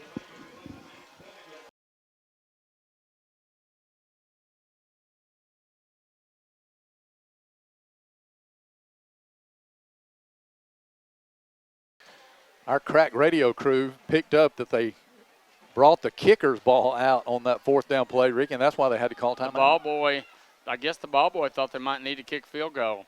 But nonetheless, only the fourth down attempt of the night. Boaz is 0 for 2, Madison County 0 for 1. But this is the biggest one of the night so far. Madison County 4th and 10. And Hill's back in the backfield with Hastings. 3 men wide right, 1 to the left. Hastings will back up. I think somebody looked like they moved early. They're going to throw across the middle for a touchdown. I thought I heard a whistle. I didn't hear a whistle, but number 11. That was Harbin. Who else? Dropped it. He had he did drop it? He dropped it, Oh, yes. I thought he caught it. No. Pardon me. So an incompletion. Harbin was wide open, and a beautiful pass by Hastings. Boaz dodged a huge bullet there. I could have sworn I heard a whistle, and that one was blown dead because it looked like one of the receivers on that right side took off early. But apparently it didn't happen, and Boaz will take over on downs. Yeah, like I said, that was a big break because Harbin had it on his hands, and he just couldn't secure it. So Boaz taking over now, and you know what they want to do. They want to run some clock. 10:24 to go in the game. If they could go up 2 scores here, that would be huge. Yes. As Fan is in the backfield behind Bo Bennett. Formation will move to the left. And snap taken by Bennett. He's going to leave it with Fant. Fant looking for room, dancing his way for maybe a yard. I thought he wanted to bring that one to the right over here, Ricky, where there was a lot of room, but he took it back over to the left. We've got a flag down, I think. Or no, I thought there was, but there wasn't. So they're going to give Fant about 3 yards there. I didn't think he got that much. Porter and Sage Bennett out wide right. The key here, just pick up first downs and keep the clock moving. Here's motion. They're going to leave it with Bennett. Bennett trying to get outside, turns the corner, and he'll step out of bounds at about the 20 as he will be chased down by Brannon out of bounds. And that's going to be no gain on the play. They'll stop him right there at the line of scrimmage as he turned the corner, but he was well in the backfield when he did that. No, I actually picked up 2. They're going to mark it at the 20-yard line. Okay, correction, 3rd and 5 for Boaz here. As big as that 4th down play was a few minutes ago for Madison County, this 3rd down play is big as well for the Pirates. And a stoppage in play here. Boaz wants to talk over this 3rd down play. It's 3rd and 5. And we'll be back with 9:41 to play. Boaz leading 14-7. This is the Boaz Network. Design your Cabco dream home from the outside in at J&J Homes of Albertville. Crafted with care and engineered to last, your custom options are endless. Both J&J and Cabco builders are proud to be locally based, family-owned, and independently operated. Home ownership made easy. Come by to get their lowest price guarantee with several finance options available, including zero-down options with land or approved credit. Cabco Builders and J&J Homes of Albertville, your dream team for your dream home.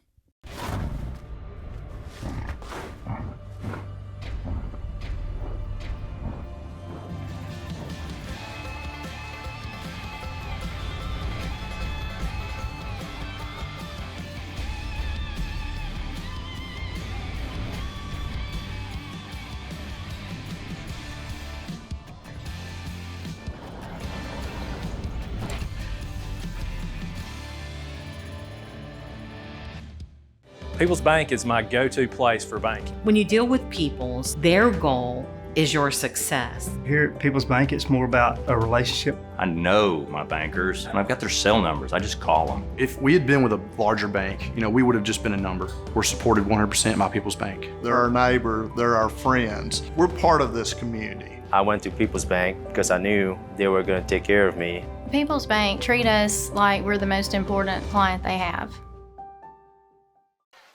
All right, 3rd and 5. Boaz wanted to talk this play over. It's such an important one. They are 4 out of 9 on 3rd downs tonight. Fant will line up to the right side of Bennett in the backfield. 2 men wide left, 1 to the right. And Jackson Taylor in as a blocking back to the left. Boaz is going to throw. Bennett sets up. He's in trouble. Rolling left. Wants to throw. That ball is caught, but it's going to be short of the 1st down, I believe. Climbing the ladder to make the catch was Sage Bennett. but that is going to be about 2 yards shy of first down yardage. And that's going to bring up fourth down for the Pirates. Yeah, they're going to mark it at about the 24, maybe about a yard, only about a yard short. They needed to get to the 25. And Boaz indicates they're going to go for it here on this 4th and short. Everybody's going to know what's coming. Well, you remember last year. And a hard count by Bennett. No flags. It looked like they jumped, but no flags. Fourth down and a yard. Are they going to run a play here?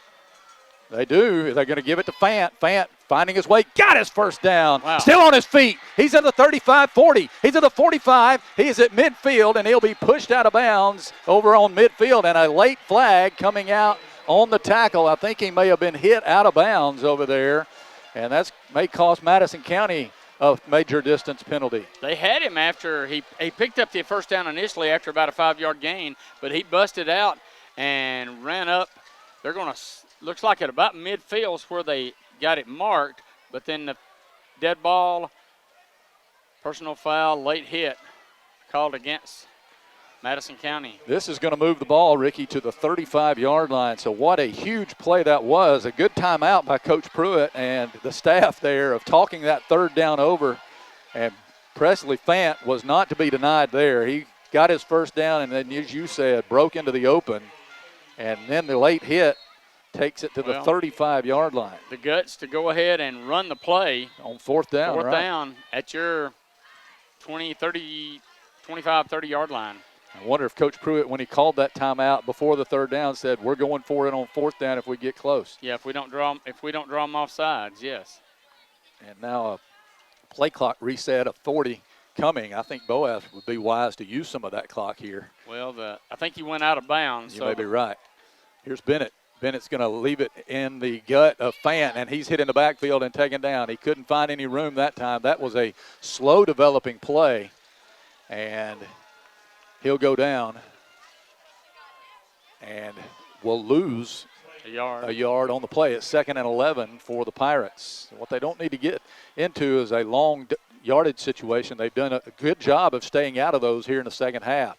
A bunch formation on to the right on numbers. And here are the Pirates with Fant getting the call, running to the right, cuts it inside, got a good block. He was running behind Dawson Roden, who had pulled from the left tackle position over to the right. And he was able to cut it in for about 5 yards, and it'll be 3rd and 6 for Boaz here. The ball is spotted at the 31-yard line. 7:48 to play, clock ticking here. This is exactly what the Pirates want to do, but again, they've got to convert on third down. Yeah, they've got to get a third down, or got to convert, get a first down. Fant in the pistol behind Bo Bennett. Bennett takes a snap, will hand it off. Fant looking, runs into the pile.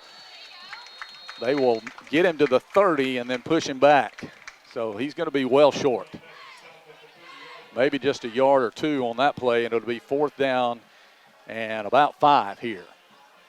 Yeah, ball is nose in, Ricky, at the 30.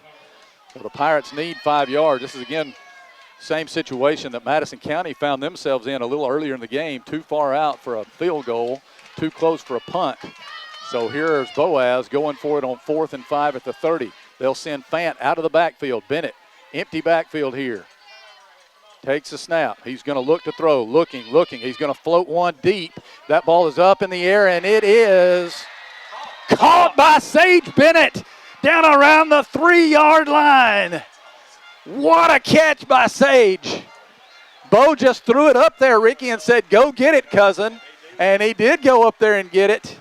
What a phenomenal catch by the junior. And the Pirates are in a 1st and goal to go at the 3. 27-yard pickup that time, Bennett to Bennett. And I feel like we're going to say that a lot this year. You may be right.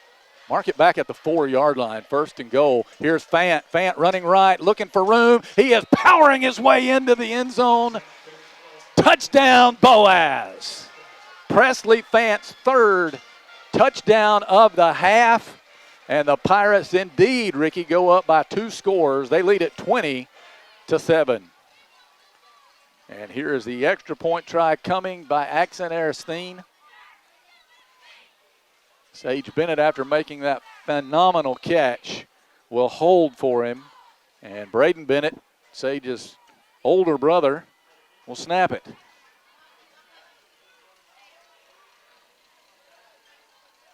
There's the kick by Axon.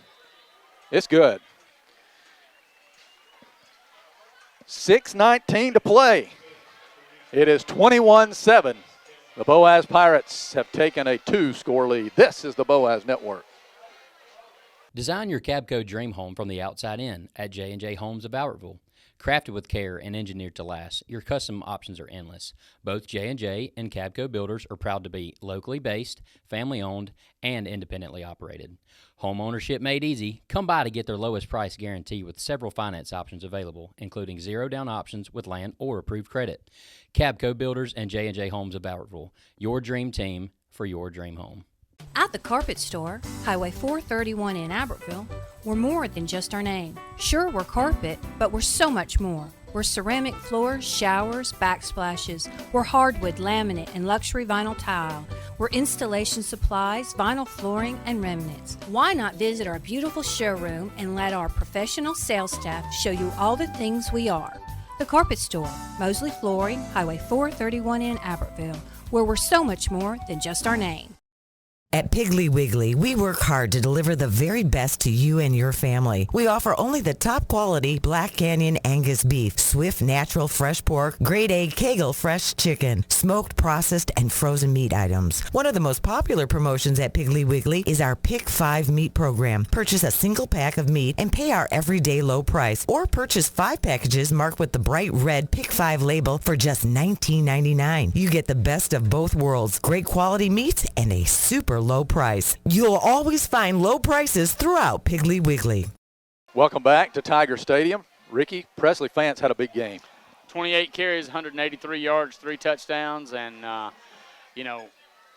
we said, Coach Pruitt said, he's going to be the workhorse. And we saw it just in the first half of the Jamboree last week, and it's continued tonight. And in all fairness, Coach Pruitt's, that's kind of his M.O. He finds a horse, and he rides him. He did that in his years at Pisgah. Luke Gilbert. Luke Gilbert, last year at Pisgah. And so I think they're doing the heat timeout right now, yes. Well, we'll keep it right here. We'll kind of talk you through what's going to happen throughout the rest of the year. We'll give you the Boaz schedule. The next Friday night we'll be at Albertville. The Pirates will battle the Aggies. Backyard brawl. Yep, and we'll have that one for you on our air. And then in 2 weeks, first home game of the season, September 5th, the Scottsboro Wildcats, first region game of the year, will come to Corley Stadium. And that is Wall of Fame weekend, so the Boaz High School Wall of Fame class of 2025 will be recognized. Dr. Trey Corley, Dr. Tommy Corley, Juliana Hill, and Margaret Maston, the 4 inductees this year. They will be recognized on September 5th. And then Boaz with an open date before the rest of the schedule commences. So good job by Boaz here, trying to get off to a good start. Now the 21-7 lead. The Boaz defense, Ricky, has got to continue to play well. Boaz defense has stepped up in the second half. I mean, they did a decent job in the first half. Did a good job just to go down only 7-0 at the half. But offense scored 21 unanswered in this second half. Here's Aristine to kick off here. And this is going to be a line drive kick that is going to come to Hurd, I believe, and he has got a room, and he is still on his feet across midfield and down at the 46-yard line. He had a burst of speed there. I think that was Hurd. It may have been number 20. No, it was indeed 30. Hurd. So he showed a lot of speed there when he got through that wedge. Got into Boaz territory at the Pirate 46, so good starting field position for Madison County, and I know they needed it there because down 2 touchdowns with just 6:08 to go in the game. And they're going to bring number 20, Mick Price, into the game. He'll be in the backfield with Hastings this time. Yeah, and there is that familiar train going by. The railroad tracks are just beyond the visitor bleachers. And It'll roll through here as we play football. First down and 10 at the Boaz 46 for the Tigers. They get a man on the field late. Empty backfield now for Hastings. puts a man in motion, and that is Price. He's going to get the handoff, and he is going to be tripped up in the backfield. Tremendous play by Noah Ford, who got back there and dropped him for about a 5-yard loss. That was a great play by Noah Ford. And he read it right and dropped him for a 4-yard loss. Second down and 14. Right back to midfield.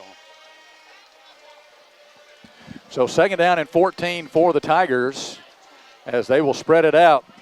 Hill back in the backfield here, lining up to the left of Hastings. 2 men flanked to both sides, and here's Hastings backing up. He's going to fake a pass. Now he's going to look to throw deep across the middle. That ball is tipped up and incomplete. Porter breaking it up as he came up from his safety position, and an injury on the play. I believe that's Harbin, who was the intended target, and he has got a cramp. He cramped up earlier in the half, and he has got a cramp here. That was a tremendous play by Dayton Porter, who came up to make that pass breakup. The sophomore, 6 feet 170, and he timed that one just right. You may hear us call him Day Day. That's his nickname. You may hear us call him Day Day this season. But yeah, great play by him to break it up, and brings up 3rd down and 14. And you got to figure with 5:21 to go in the game, if they don't pick up the first down here, they're gonna want to go for it. And their most dangerous receiver now, Ricky, is coming out of the game. He can hardly walk. Yeah. And so he's going to come to the attention of the trainers on the sideline. So 3rd down and 14, empty backfield here. Hill is in the game, but he's in the slot on the far side. 3 men wide right, 2 to the left, and Hill is one of those out to the right, as Ricky told you. Hastings in the shotgun as Harbin makes it to the sideline on this 3rd and 14 from midfield. Hastings takes a deep snap, looking. They're going to throw a screen to Hill, incomplete, off his fingertips. Good coverage by Braden Bennett on the play. And it'll be 4th and 14 for Boaz, for Madison County. It's Braden's main responsibility with Hill right there to just kind of cover him. And they were coming across in a screen. And looks like maybe Madison County's bringing in the punt team. On 4th and 14 from midfield. And the Pirates are going to send Porter deep. What you don't want here is a muff, right? You don't want a muff. Let it go, get out of the way. Yeah, let it go. You're up 2 scores with 5:15 remaining. Watch for the fake. I mean, make sure they don't fake it. Make sure they kick it. All right, so here is Brannon in punt formation. He gets the snap. He's going to kick it away, and this one is going to be blown dead. And let's see a flag.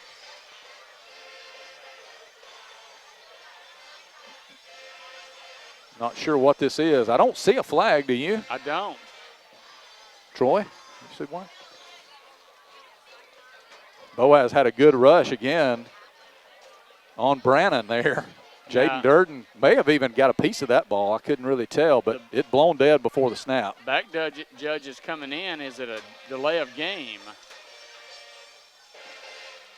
Or they're putting it back down, so obviously – I guess we're going to have an inadvertent whistle. Yeah, a do-over. A do-over. So they'll have to do it again. Brannon will again be in punt formation. The snap back to Brannon a few times tonight has been a little bit of a wounded duck. A lollipop back there. That's another one, but he gets it. And he's going to take it and run it himself out to the right. Boaz has him hemmed in, and they'll drop him right there at the line of scrimmage.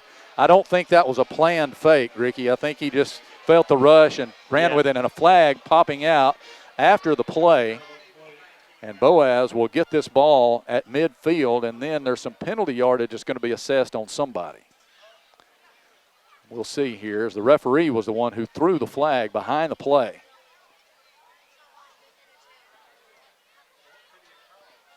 So the ball's right at midfield after that play on the change of possession. And it's a personal foul, unsportsmanlike conduct, this time against Madison County. So Boaz is going to get 15 yards after the play, Ricky, and that will move the ball to the 35-yard line. The Pirates will have good field position here to try to punch it in one more time with a little over 5 minutes to play. And basically, you just want to run clock. If you score a touchdown, fine. If not, you just want to run the clock right here. But it did help because I'm like you said, I think that was just he felt the rush and didn't think he was going to get it off, thought it would be blocked, so he kept it. So they'll put it at the 35, and it'll be 1st and 10 Pirates. Bo Bennett will have Presley Fan in the pistol behind him, a bunch formation out here on the numbers to the right. We've seen this formation a lot tonight, and this one is going to be blown dead as well. This is going to be a timeout against the Tigers. So we're going to take it with them. Boaz leading 21-7 with 5:04 left to go in this one. This is the Boaz Network.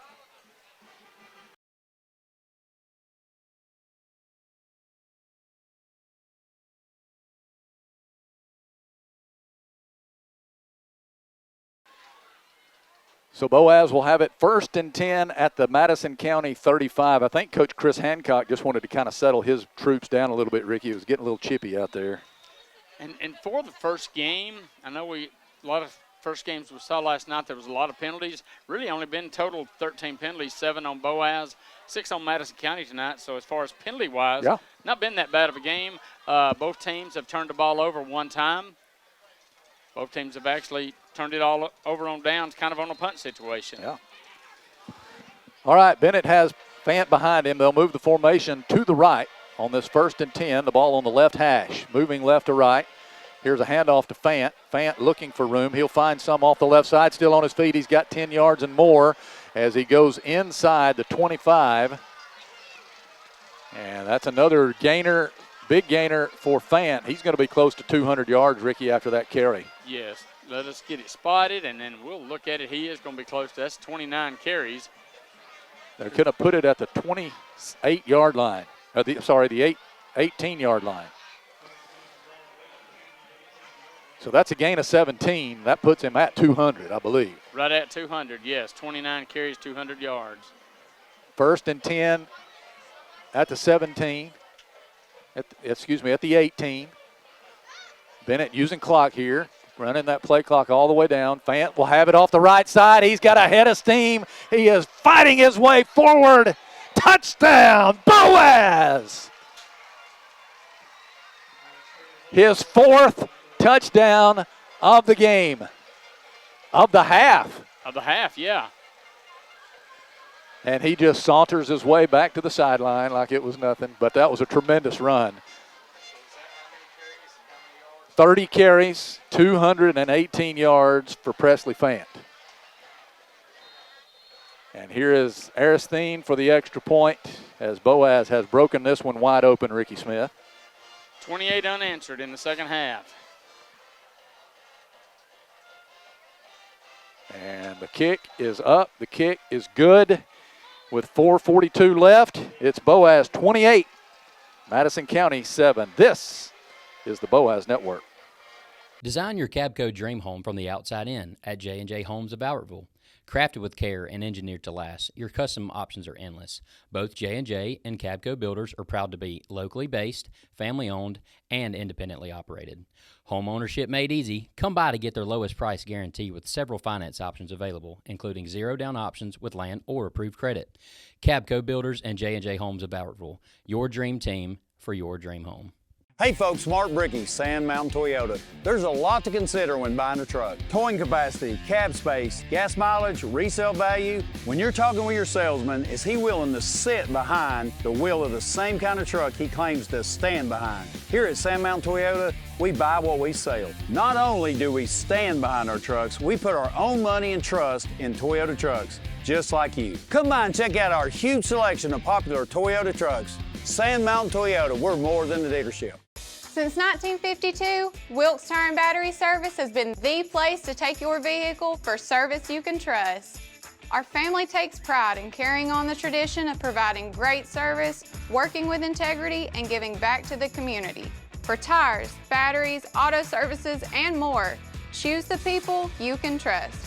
With 10 locations to serve you, including Albertville and Gunnersville, at Wilkes Tire and Battery Service, we get you started and keep you going. Your local Foodland Market. Your store for everyday low prices and weekly specials with savings on every aisle and friendly customer service throughout the store. We sell only the best USDA inspected meats. Our trained meat cutters offer fresh cut meats to your specification. Our fruits and vegetables are always fresh, quality and variety you deserve every day. Your local Foodland Market, where savings plus service plus selection equals satisfaction. Foodland, your football tailgating headquarters. With his 4 touchdowns tonight, that gives Presley Fant 21 rushing touchdowns for his career. And I believe, I'm looking at this, that is by a long shot, a career high in rushing. His previous career high in rushing yards was 110 last year against Arab. So he has shattered that mark tonight. Yes.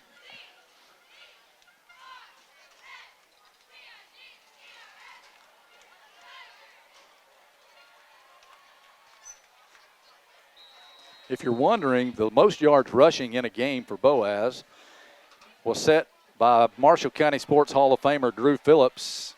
He had 326 against Southside in 2008. So now, does this 218, it doesn't even register in the top 5, does it? Well, we don't have the top 5 individual single game highs, do we? Oh, yes, we do. No, 260 is the lowest on there. Here is the kickoff. And that is Hurd, who made a really nice run back on the last return, but this time Boaz contains him much better. And what Boaz needs to do, Ricky, is just not get any penalties going for the rest of the way, continue to contain this Madison County offense, and keep it going. And, I mean, I wouldn't be surprised if you don't see Madison County just maybe keep it on the ground, run the clock out, because they've had some injuries, they've had some cramps. Presley Fant is just 1 touchdown away from tying the single game high of 5 that was set. It's actually owned by 2 players. Caden Benefield had 5 against Gunnersville in 2018 and against Sardis in 2018. I'm sorry, that was Christian Collins. Caden Benefield had 5 against Hayden in 2020. So Collins and Benefield hold the record there. Christian did it twice. I think we had an illegal block on the back end of that pushed it back 10 more yards. So Madison County will start this drive at about their own 20-yard line. 1st and 10. Here is Hastings. He'll throw it across the middle. Oh, what a hit.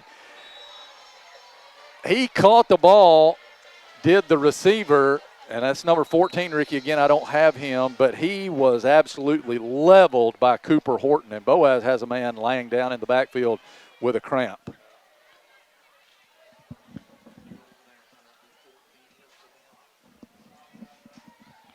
So I can't tell who that is. Maybe Max Rosario.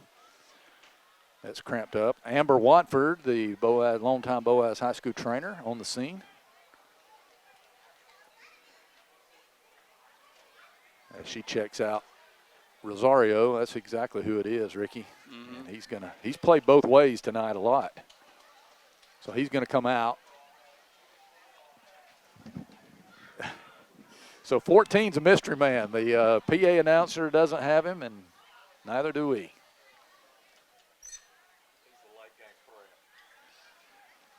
But an 8-yard gain on the play for the Tigers, and it's 2nd and 2 for them at the 28. That was a nice throw that time by Hastings. He's misfired a couple of times tonight, but not on that one. I mean, he's 10 out of 17. And he's going to throw it to that same player who has a 1st down, trying to break free. Can't get away. They'll get him down at the 35, and that'll be a 1st and 10 here. But if nothing else, his clock's running. We are under 4 minutes remaining. As the Tigers will break out of the huddle, 3 men wide right, 1 to the left, and Hill is in the backfield with Hastings. You thought they might just run the ball here. Yeah. That's not what they're doing, are they? No. Hastings was hit, but he gets it out to Hill on the swing pass. Ball is loose, and I think Madison County might have fallen on it. It laid there forever, didn't it, Troy? Hastings took a wallop on that play. I did not see who was in the backfield on him. But he got leveled as he was letting the ball go. Got it to Hill, who sprinted up to about the 39-yard line. And does Boaz have a man down? Yes. Oh, now they're ruling the pass incomplete. Okay, so no fumble. It's an incompletion. And Boaz will send Mac Thompson out of the game. Looks like he may be cramping up. I'll listen to a little bit to the Albertville Arab game last night, Ricky, and there was a lot of cramping up in that game as well. By the way, the Arab Knights came from behind to defeat the Aggies 18-14. Haven't even told you about the other games going on tonight. Hayden is at Brewer. Southside is at Gunnersville. At last report, Gunnersville was leading that game by a couple of touchdowns. Geraldine beat Sardis 46-14, I think, last night. I think 43-14. 43-14. Scottsboro is at Fort Payne, and Brindley Mountain is at DAR. And we haven't spent much time trying to get any scores tonight. This game has been pretty riveting. There is an interception by Dayton Porter, his first of his career, and he's going to try to take this one back. 40, 45, 50. Porter chased by Hastings, and he'll be slung out of bounds at the Madison County 40-yard line. Porter with the first pick of his career, the first interception of the game for the Pirates. And Boaz will take back over, and they'll be able to salt this one away with just 2:55 remaining. Second turnover of the game. Remember, Ricky, Madison County fumbled the ball on the first or second play of the game. Yeah. And I believe we have a penalty at the end of the play here.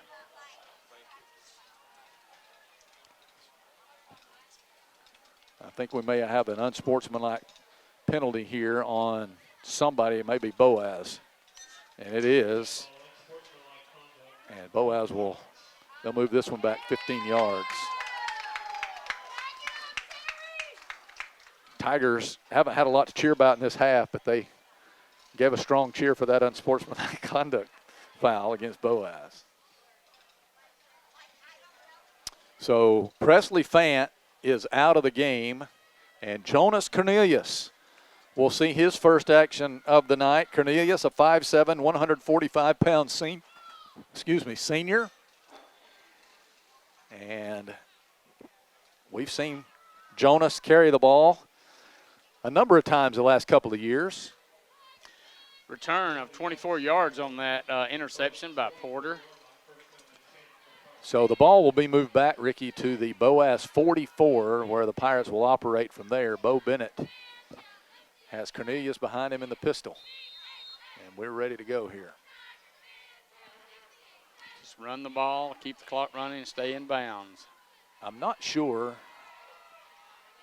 We'll talk about it after this play. Here's a handoff to Cornelius. Jonas hurdles ahead for about a yard. I'm not sure if the Madison County defensive line got tired in the second half, but the Boaz offensive line began to dominate them. And this is after you and I talked right before halftime about the inexperience of the offensive line and how they did not play well in the first half. Well, let's see. We've got a stoppage in play. Looks like there's an equipment issue with Jonas Cornelius, and they're sending him out of the game. Yeah, I think that's a point of emphasis this year with officials. Not sure if it was pants too high, but number 23 is actually coming into the game. Eli Boucher, the freshman, 5'11", 170. But I think it was a combination of, I'm sure the offensive line got a talking to at halftime. They came out, reasserted themselves, and I think they just, Coach Luke Pruitt and offensive Adam Keenum decided we're just going to run the ball. And they did it well. Made a couple of passes that were timely and worked. The one to Porter comes to mind. All right, here's a handoff to Eli Boucher. He's going forward across the 45 up to about the 48, and then they'll push him back. Never did go down. Boucher, the freshman, the son of one of the all-time greats, Ricky, R.J. Boucher, who we documented his career a generation ago. Yeah.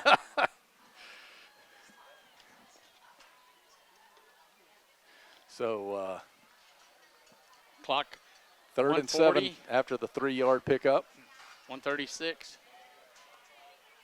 Boaz using all the time that they can. I wouldn't be surprised if they ran a play on 4th down 2 and just to run more time. Yeah. Yes. It's down to 1:20 here, Well, and now a timeout is going to be taken by the Pirates. I don't think something wasn't right, and they weren't ready to run that play. We're going to take a quick break and come back with 1:19 to go. Boaz leading it 28-7. This is the Boaz Network.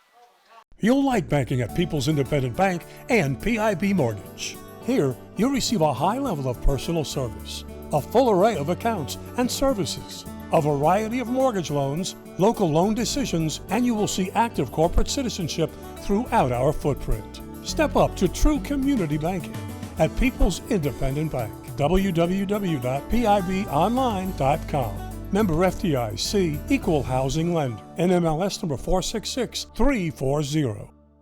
Marshall DeKalb Electric Cooperative is a proud supporter of our community and our local schools, academics, and athletics. Best of luck to all our local teams throughout the season.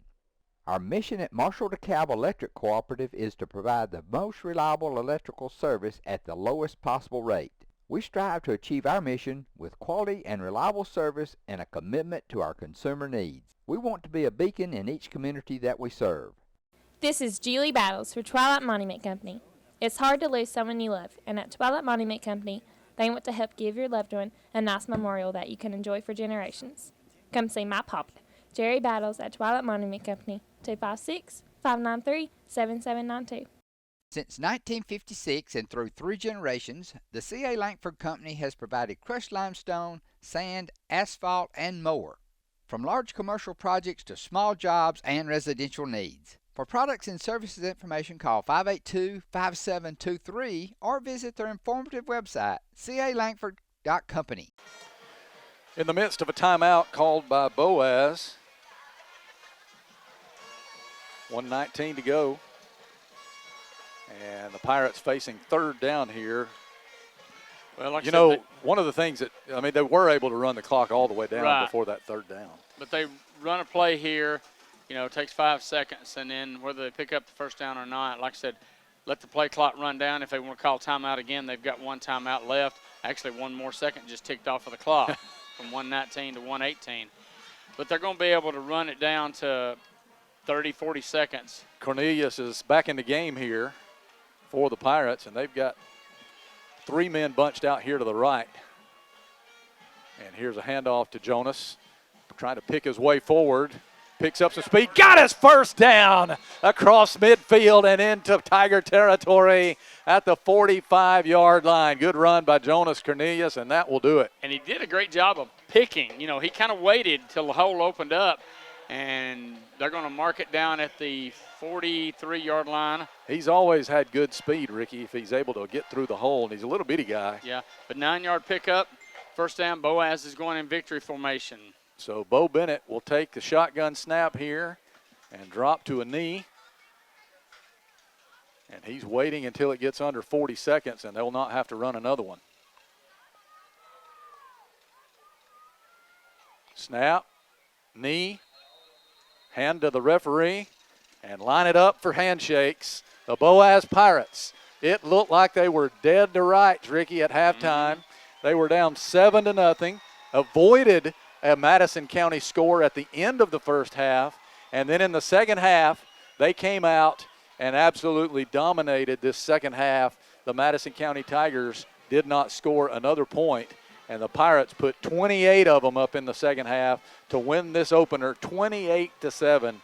A tremendous 2nd half of play. We talked about at the end of the half when they didn't allow Madison County to score that how big that was, and that we'd get the ball to start the 2nd half. We got the ball to start the 2nd half, ran it right down the field, and, did what we had to do in the 2nd half.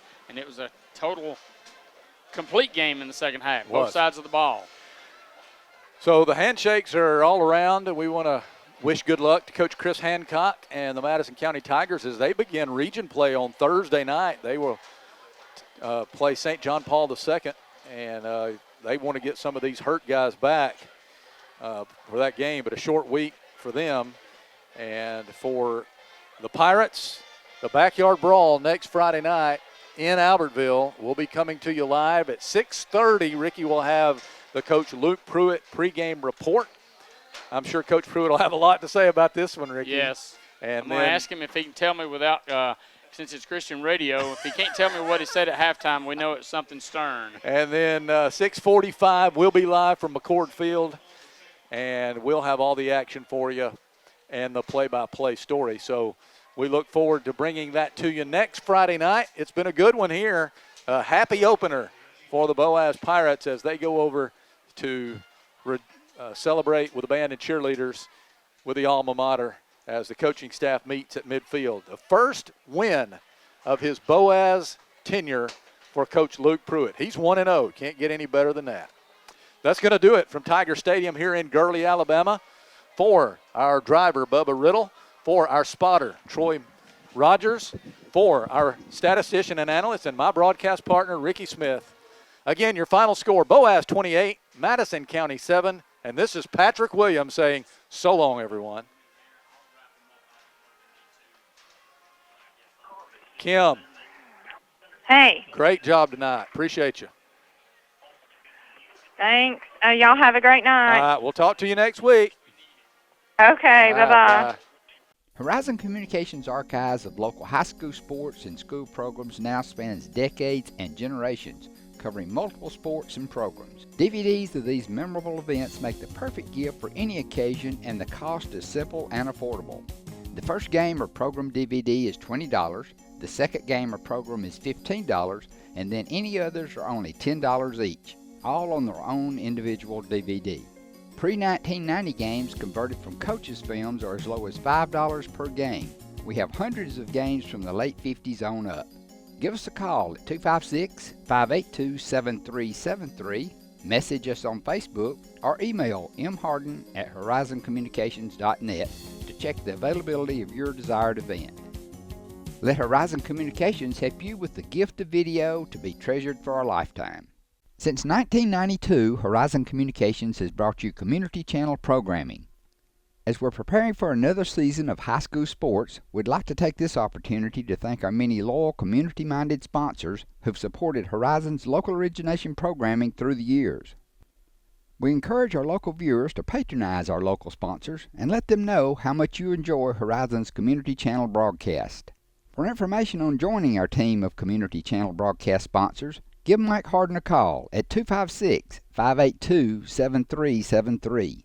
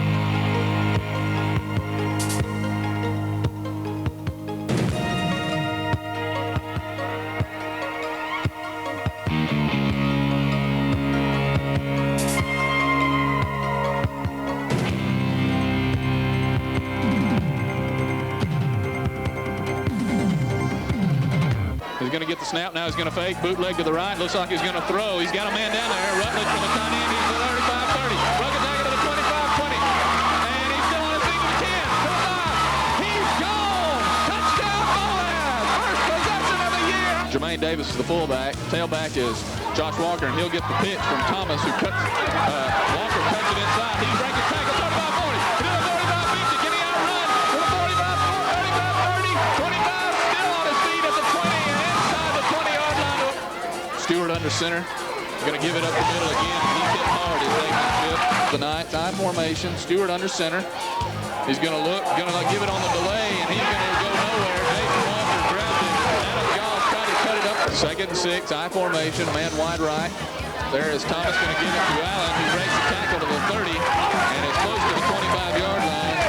This is going to be a give to Allen up the middle. No, John Thomas has on the fake of the 10. Can he cut it inside to the 5? Rolls out of the tackle. He's in. Under the center. Now he's going to give it to the tailback. Goss, no sir. For Arab, I formation. Here is Tyler. He's looking to throw. He's going to throw a little screen out here to Goss, and he's wrapped up, hit hard by Carbon and Cleveland. Slot, I formation. Tyler is going to throw. He's under trouble. He fumbled the ball. Ball's on the ground, way back to the 20-yard line. Back. Chris Allen dotting the I tail. John wants to throw. He's under pressure. Now he's going to loft one down the field to Baker. Complete to the 45-yard line. Baker back in there at wideout. There's Jermaine Davis with the ball up the middle. Broke through 40. To the 35-30. To the 25-20. To the 15. To the 10. To the 5. He's gone. View Bears. Here's a give to the first man through, and he's going nowhere. They're going to give it to Tucker. He's going to be shot down. Somebody knifed through there. Going to throw long. He's wide open. Matthews at the 19, to the 15, to the 10. He fumbled the ball. It's picked up by Boaz on the 5-yard line. Running it back up to the 28-yard line of the Gunnersville Wildcats. Here's again, well, the tailback was still in there, or Allen was in, and also Josh Walker, the Boaz Pirates. And the quarterback rolls out to the left. He looks, he throws for the end zone. It is caught. Touchdown Boaz. Quarter for a rest period. Gunnersville goes back to the offense, needing about 12 yards, and Andy Swan on the keeper play. It's going to be 4 early in this third quarter. The kickoff by Dandridge, end over end to McCullers at the, or to Josh Walker at the 15. He's breaking outside to the 40, midfield. After that timeout, Andy Swan gives it up to Kowalski, trying to sweep around the left end. He has to cut in and take traffic, makes it up to the 35, and that's as far as he can get. Andy Swan to pass, looks over the middle, throws long. It is intercepted by Boaz at the 35. He's back to the 40, reverses his field, goes to the 45, to midfield. A penalty flag goes down the far sideline he goes, and finally is knocked out of bounds. A yard line out, the I slot formation out on the right. The play goes off the left tackle. Oh, he's breaking it. Andy Swan's the only man. Now comes Matthews, but heading him off. Here's Josh Walker back of him in the I. The give to Josh Walker. He breaks off left tackle. He's going to go all the way for a touchdown for the Pirates. Josh Walker, 31 takes the snap for the Wildcats on the second down play. He throws, interception. Rutledge intercepts at the 36. Rutledge back into the 25-yard line. Cliff Mitchell under center. He's going to give it. There's a fumble on the play in the backfield by Sean Adams, and he's going to be wrapped up for a big loss. The fullback, and Adams is the tail. They're going to give it to Adams again. Trying to look for yardage. He's really hit hard. 45-yard line's the spot. Here's Mitchell. He's going to fake. Now he's going to throw the option to Bolding, and he's going to be hit behind the line, the wide side of the field. And there's a fake, and John's going to look to throw underneath to Jermaine, who's got it to the 50. Tries to cut it up to the 45. He's still on his feet to the 40. Trying to strip the ball of the Eagles, but they're not going to do it. And he's up under center. He's got the wingback Adams in motion, and they're going to pitch to George Bolding. Broke a tackle, but now he's going to be swarmed. Hey, with 9:10 on the clock. There's a give to Sean Adams. He's hit hard by 3 or 4 Boaz Pirates and driven backwards. Chris Tarbin there. Here's Cliff. Mitchell is going to give it to Bolding around the right end. He's going to be hit for a big loss. Somebody Thomas, long snap count, drops back, throws, got a man open, 20, 25, 30, 35, one man to beat, 40, 45, midfield, tackle from behind. Rodney Smith, good snap, plenty of time, the kick is away, Brock Rutledge with a fly, good kick, high kick, it's going to bounce around the 5, did he stop it? Yes, he did, around the 1 yard. 2 tight end set. Thomas fakes the handoff. Rose, who's left. Throws down field. Got a man wide open. Complete. 30-yard line to the 26-yard line. A 23-yard gain. Playing third down and a short one. Glover and McClendon behind Dobbins. The gift to McClendon. Up the middle. Being hit. Going down. A loss on the play. Tim McClendon behind him. The gift to McClendon. Hit at the line. Going backwards. No gain on that play. Fairview, but no, he is denied the first. Fairview. Here's Rutledge. Wobbly spiral. Good kick. Fumble on the play. Let's see. I believe Boaz has it, Ricky, and they do. Josh Walker got on it.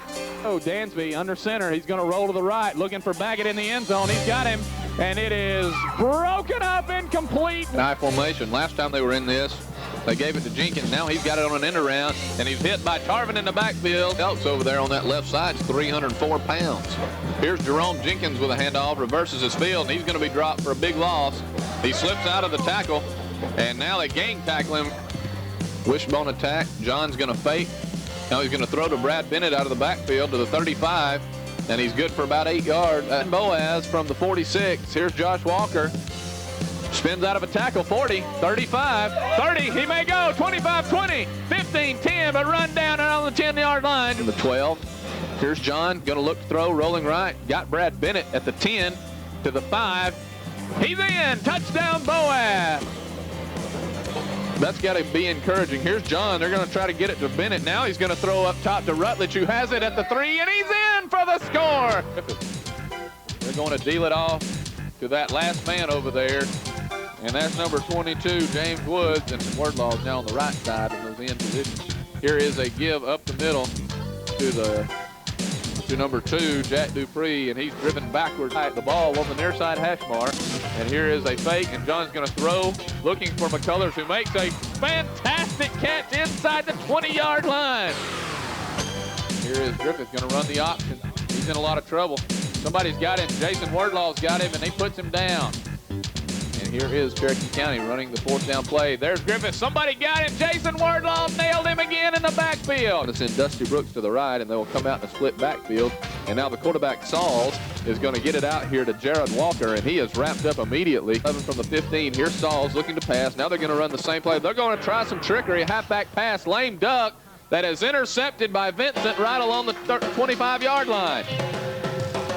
Here's John Thomas going to deal to Josh Walker, trying to cut it up. Does cut it up. He may score. He does. He's in.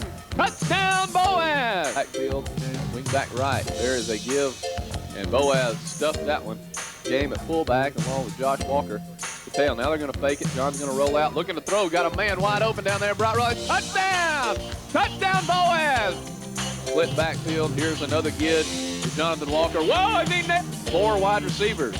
Sauls looking to throw. He's in a lot of pressure, and he's going down. They got him back inside the 50. Heck, we'll call it 22, something like that. Sauls looking to throw. It is intercepted. It is intercepted by Josh Walker. 30, 25, 20, 15, 10, 5. High formation behind John Thomas, who will take the sneak, and they're going to try to carry him in. He is in. Touchdown, Boaz. Sauls is Freeman. Freeman will stay in the block, and now Saul's in a lot of trouble. Rutledge has him. He's going down. 5 wide receivers, no setback. Saul's looking to pass. He's in heavy pressure, and they got him down. He's going down along the 20. Sardis, 4th and very, very long. And 10 seconds in the game. Whit Jones is going to be sacked down along the 7 or 8 yard line. Split backfield. Mikey Wade's going to have the ball off the left side. He's going to be stopped short. 11:07. Crossville has the ball. Harper's going to have it on the end around. He runs through 2, and he's going to be finally pulled down by the shoestring. Zach Wallace comes wide left. Will be an option play. Mikey Wade, he's going to be wrapped up in the backfield and might get back to the line of scrimmage. Todd Harper comes in motion left. Going to be a rollout. Misdirection. Going to try to pass it. Ball's on the ground. Somebody needs to pick it up. Boaz may have it.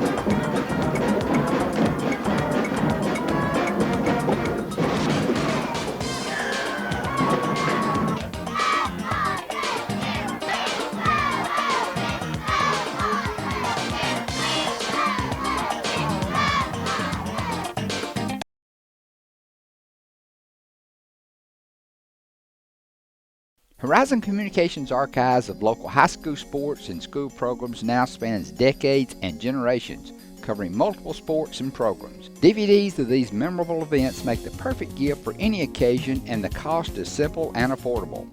The first game or program DVD is $20, the second game or program is $15, and then any others are only $10 each, all on their own individual DVD. Pre-1990 games converted from coaches' films are as low as $5 per game. We have hundreds of games from the late 50s on up. Give us a call at 256-582-7373, message us on Facebook, or email mharden@horizoncommunications.net to check the availability of your desired event.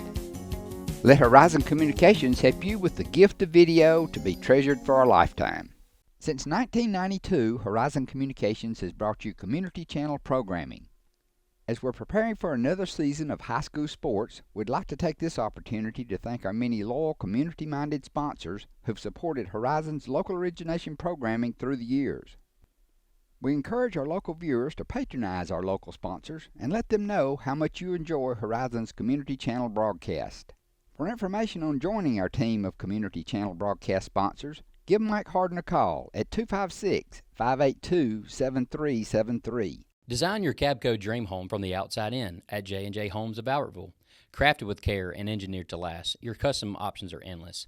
Both J&J and Cabco builders are proud to be locally based, family-owned, and independently operated. Home ownership made easy. Come by to get their lowest price guarantee with several finance options available, including zero-down options with land or approved credit. Cabco Builders and J&J Homes of Bowerville, your dream team for your dream home.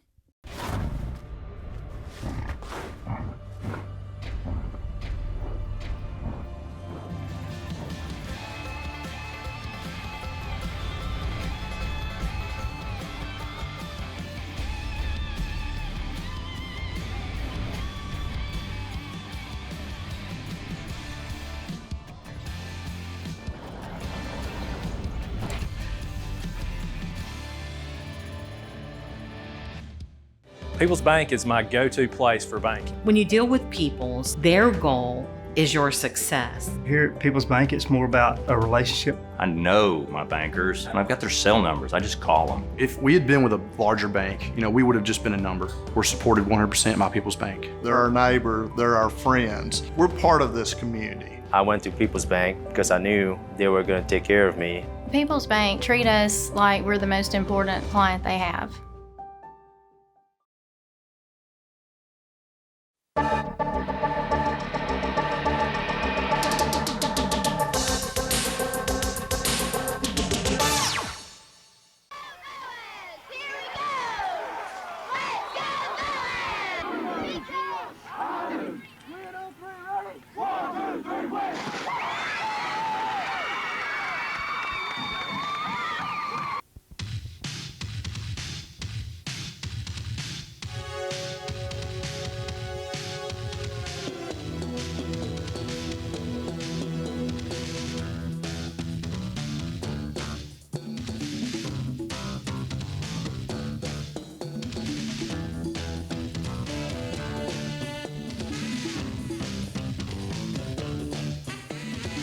On this side, he'll actually be a flanker. Four-step drop from the left-handed quarterback. Now he's going to run it. Tucks it down. He'll be shy of the first down as he is nailed at the 21-yard line. I formation in the backfield. Thomas turns, a little slide handoff, and here's that big tailback, Josh Walker, breaking into the clear at midfield. He's at the 40, at the 30. He is inside Knight territory. Thomas under center, quick count, not a good snap. He's going to go on the option play. Bennett juggles the ball, but he will score to the right side. A 5-yard gallop by Brad Bennett. A Boaz leading 6-0 with that 67-yard drive, culminating on a 5-yard run by Brad Bennett. Up man taking the ball at the 15, carrying it back up the field, across to the 20-yard line, and he will be nailed at that point, the white-clad Boaz Tyrant. Here's the snap from center. Ball is on the ground. Fumble, and Boaz is going to pick it up. Tailback is Josh McWhorter. They turn. They run the pitch play to McWhorter. He'll run the left side. Now he'll cut back against the grain at the 30, but he'll be met by a host of white jerseys. The quarterback has come. He has an eye in the backfield. He's going to keep it and swing to the left side. He's got an opening. Fifth tackle at the 45, crosses the 50, down to the 40, down to the 35, and run out of bounds at the 36-yard 20-yard line. Split backfield behind LeBron Lusk, who is a dangerous quarterback. We'll talk more about him. He's back to throw again. He's looking. He's in a lot of trouble. They got him. He's going down. Here's a man in motion to the near side, and Lusk is going to throw. He's incomplete and intercepted. Intercepted by Matt McCullough, center. And let's see, he's going to give it to Blevins. Hello, wow. Smith. Bert Smith met him head on. Bert Smith, ball on the far side hash mark. Here is Thomas. He is going to lob the pass across the middle to Brock Rutledge. He is close. He is in. Touchdown, Boaz. Split backfield behind John. He's going to throw. Looking over here to the near side for McCullers. Complete to the 45-30. He's to the 25-20 and right out of bounds at the 20-yard line. John Thomas under center again. Power eye set. They're going to leave it with Walker off the left side. This time he is in. Touchdown, Boaz. Here is Boaz. Second down. Walker going to leave it with Brad Bennett up the middle of the 10 to the 5. He's in. Touchdown, Boaz. Brad Bennett off left tackle. And an I formation for Boaz. Here is Thomas going to fake. Looking to throw. Looking deep. Got a man. Rutledge is in. Touchdown, Boaz. This time 3 tight ends. And they're going to give it to Josh Walker. A big hole off the left side. He's in. Touchdown, Boaz. Tailback, Brad Bennett at fullback, and Jermaine's going to get the fake. John's going to throw it across the middle to Heath Williams, complete. Beautiful throw and catch from Thomas to Heath Williams. There is Vaughn in motion to the right side. Swan is going to loft it up for D. Bush, and it is intercepted by Casey Vincent. Casey Vincent played cornerback, and he's going to may have a run back here, but here is Quincy Hampton in motion. Now they give it to the fullback. He is really stuck. Walker's in motion. And John's looking for the end zone to Heath Williams. He's got him. He's in. Touchdown, Boaz. Wing back to the left, I formation. They're going to deal it off to the tailback Murray. And Casey Vincent says, Brad Bennett at the fullback. Josh Walker dotting the eye at tail. They're going to fake. John's looking to throw. Good protection. Going to throw very long to McCullers. It is complete. Broke away at the 40. Into the 45-50. He's on the 45-40. He's going to go all the way to the 25-20. 15, 10, 5. He's gone. Here's Rutledge in motion to the far side. Boaz on the near side hash. There's a give up the middle to Brad Bennett at the 45-40. 35-30. He could go all the way to the 20, 15, 10, 5. He's gone. Touchdown, Boaz. Cliff's in there under center. I formation behind him. They're going to toss sweep it to Jake Murray. Tries to get outside. Looking for the first down. He will be denied the first down. Here is Cliff. Yeah, they're going to run the fake. It's going to come to Smalley. Boaz knows what they're doing. He's going to be stopped right along the line of scrimmage on a fine open field tackle. Cliff Mitchell going to give it to Staten on the end around. The wing back, stringing it out is Rutledge. They got him back at the 30-yard line. About to be in. A good punt away. And that one almost went over his head, but he gets this one away. End over end punt that will come down to the 19-yard line. Jason Wardlaw's down there, and he covers it right along the 10-yard line. Boaz has it. And here is Jeff Dobbins going to fake, looking to roll out, wants to get it to Needham. He's in a lot of trouble. Jeremy Walker's got a beat on him, and he is going to try to sack him. He's still on his feet, and now a gang of Boaz Pirates sack him all the way back to the 22-yard line. Dobbins goes to the long count on virtually every down. They're going to give it to the fullback, and he is hit in the backfield by Jermaine Davis. With Brad Bennett, he's got 3 wide receivers. Bennett's going to get the call. Found a hole to the 45-40. He's a midfield up to the 45-yard line. Brad Bennett are the fullback. Josh Walker the tail. Walker will get the call to the left side. He's trying to get in. He's in. Touchdown, Boaz. Josh Walker. Brock Rutledge set to kick off. He kicks a little squiver that's going to hit down. Boaz got it. Boaz, I believe, has it, Ricky.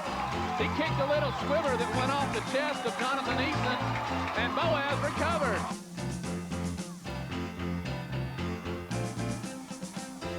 Ball on the plate. And the Pirates have recovered.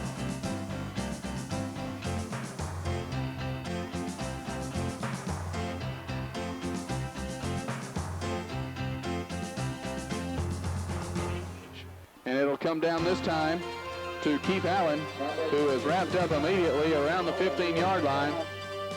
Harbin wide right, the wing back in motion to the far side. He's going to float a little pass that is intercepted by Joey Patterson to the 35-30. He's got a lot of blockers to the 20. Cuts it in at the 15 to the 10 and going to be dragged down right along the 5-yard line. Going to give it, fake it to Walker. Now he's going to run the option. Have the touchdown. John is in, untouched. McCullers wide left.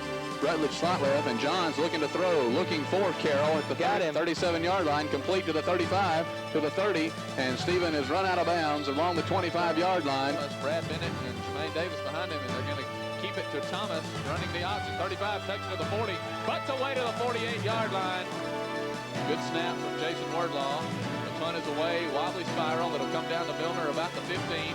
Milner tries to shake a tackle, and he's going to be wrapped up at the 15-yard line. Split backfield behind him, Kyle Claiborne and Brad Bennett. Here's John going to throw again, going to set up the screen to Rutledge. Got some room to the 35, 30, flag in at the 25, and all the way down to near the 20-yard line. Walker from his tailback spot in motion. Here's John looking to throw to the middle. Heath Williams has it. He's in. Touchdown, Boaz. Here's Jess Wright under center. He's got an I formation behind him. They're going to deal it off to number 1, Damon Terrell, and he runs right smack dab in the I formation. Claiborne at the tail. There is a fake to Bennett. Now John's going to run the option, flips it to Claiborne, breaks the tackle at the 40, gets the first down at the 35-yard line. 2nd and 17 for John Thomas. He's going to deal it to Josh Walker, who has a hold of the 50, cuts it outside, trying to get to the 45. They're in there in an I formation. John Thomas is going to fake to Walker. He's rolling to the right, got a man wide open over there. Brock Rutledge has it at the 35 and driven out of bounds and along the 25-yard line.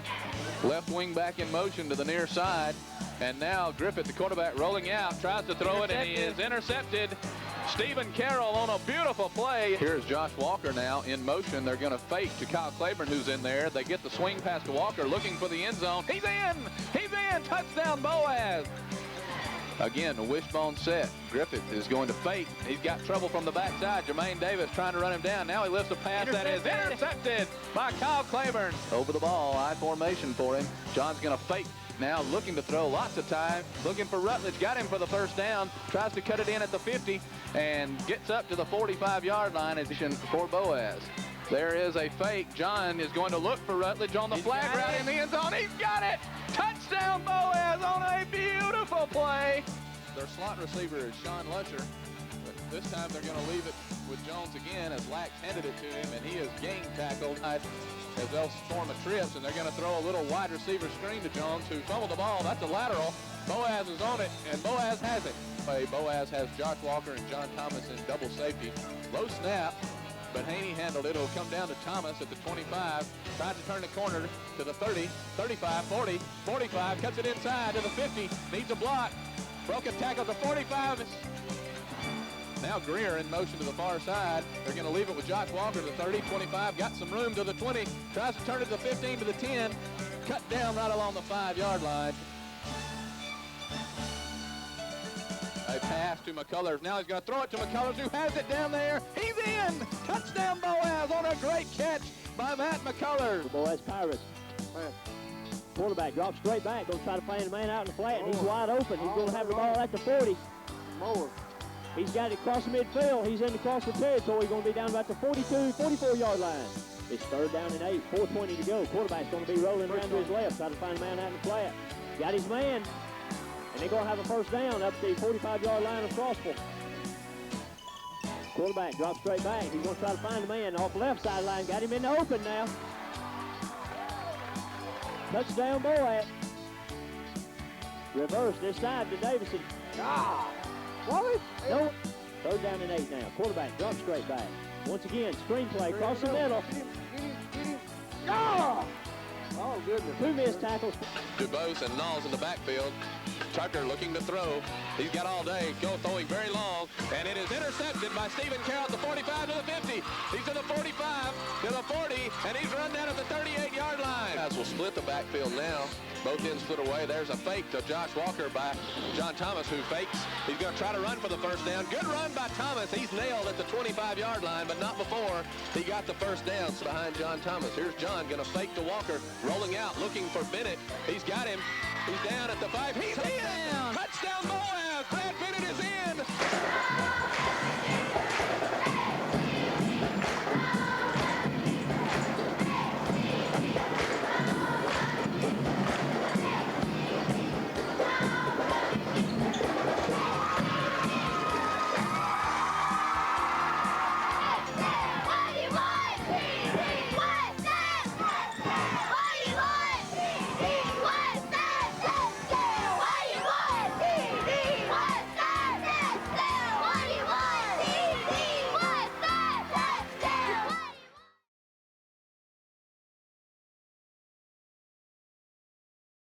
Horizon Communications' archives of local high school sports and school programs now spans decades and generations, covering multiple sports and programs. DVDs of these memorable events make the perfect gift for any occasion, and the cost is simple and affordable. The first game or program DVD is $20, the second game or program is $15, and then any others are only $10 each, all on their own individual DVD. Pre-1990 games converted from coaches' films are as low as $5 per game. We have hundreds of games from the late 50s on up. Give us a call at 256-582-7373, message us on Facebook, or email mharden@horizoncommunications.net to check the availability of your desired event. Let Horizon Communications help you with the gift of video to be treasured for a lifetime. Since 1992, Horizon Communications has brought you community channel programming. As we're preparing for another season of high school sports, we'd like to take this opportunity to thank our many loyal community-minded sponsors who've supported Horizon's local origination programming through the years. We encourage our local viewers to patronize our local sponsors and let them know how much you enjoy Horizon's community channel broadcast. For information on joining our team of community channel broadcast sponsors, give Mike Harden a call at 256-582-7373. Design your Cabco dream home from the outside in at J&J Homes of Bowertville. Crafted with care and engineered to last, your custom options are endless. Both J&J and Cabco builders are proud to be locally based, family-owned, and independently operated. Home ownership made easy. Come by to get their lowest price guarantee with several finance options available, including zero-down options with land or approved credit. Cabco Builders and J&J Homes of Bowertville, your dream team for your dream home. At the Carpet Store, Highway 431 in Albertville, we're more than just our name. Sure, we're carpet, but we're so much more. We're ceramic floors, showers, backsplashes. We're hardwood, laminate, and luxury vinyl tile. We're installation supplies, vinyl flooring, and remnants. Why not visit our beautiful showroom and let our professional sales staff show you all the things we are? The Carpet Store, Mosley Flooring, Highway 431 in Albertville, where we're so much more than just our name.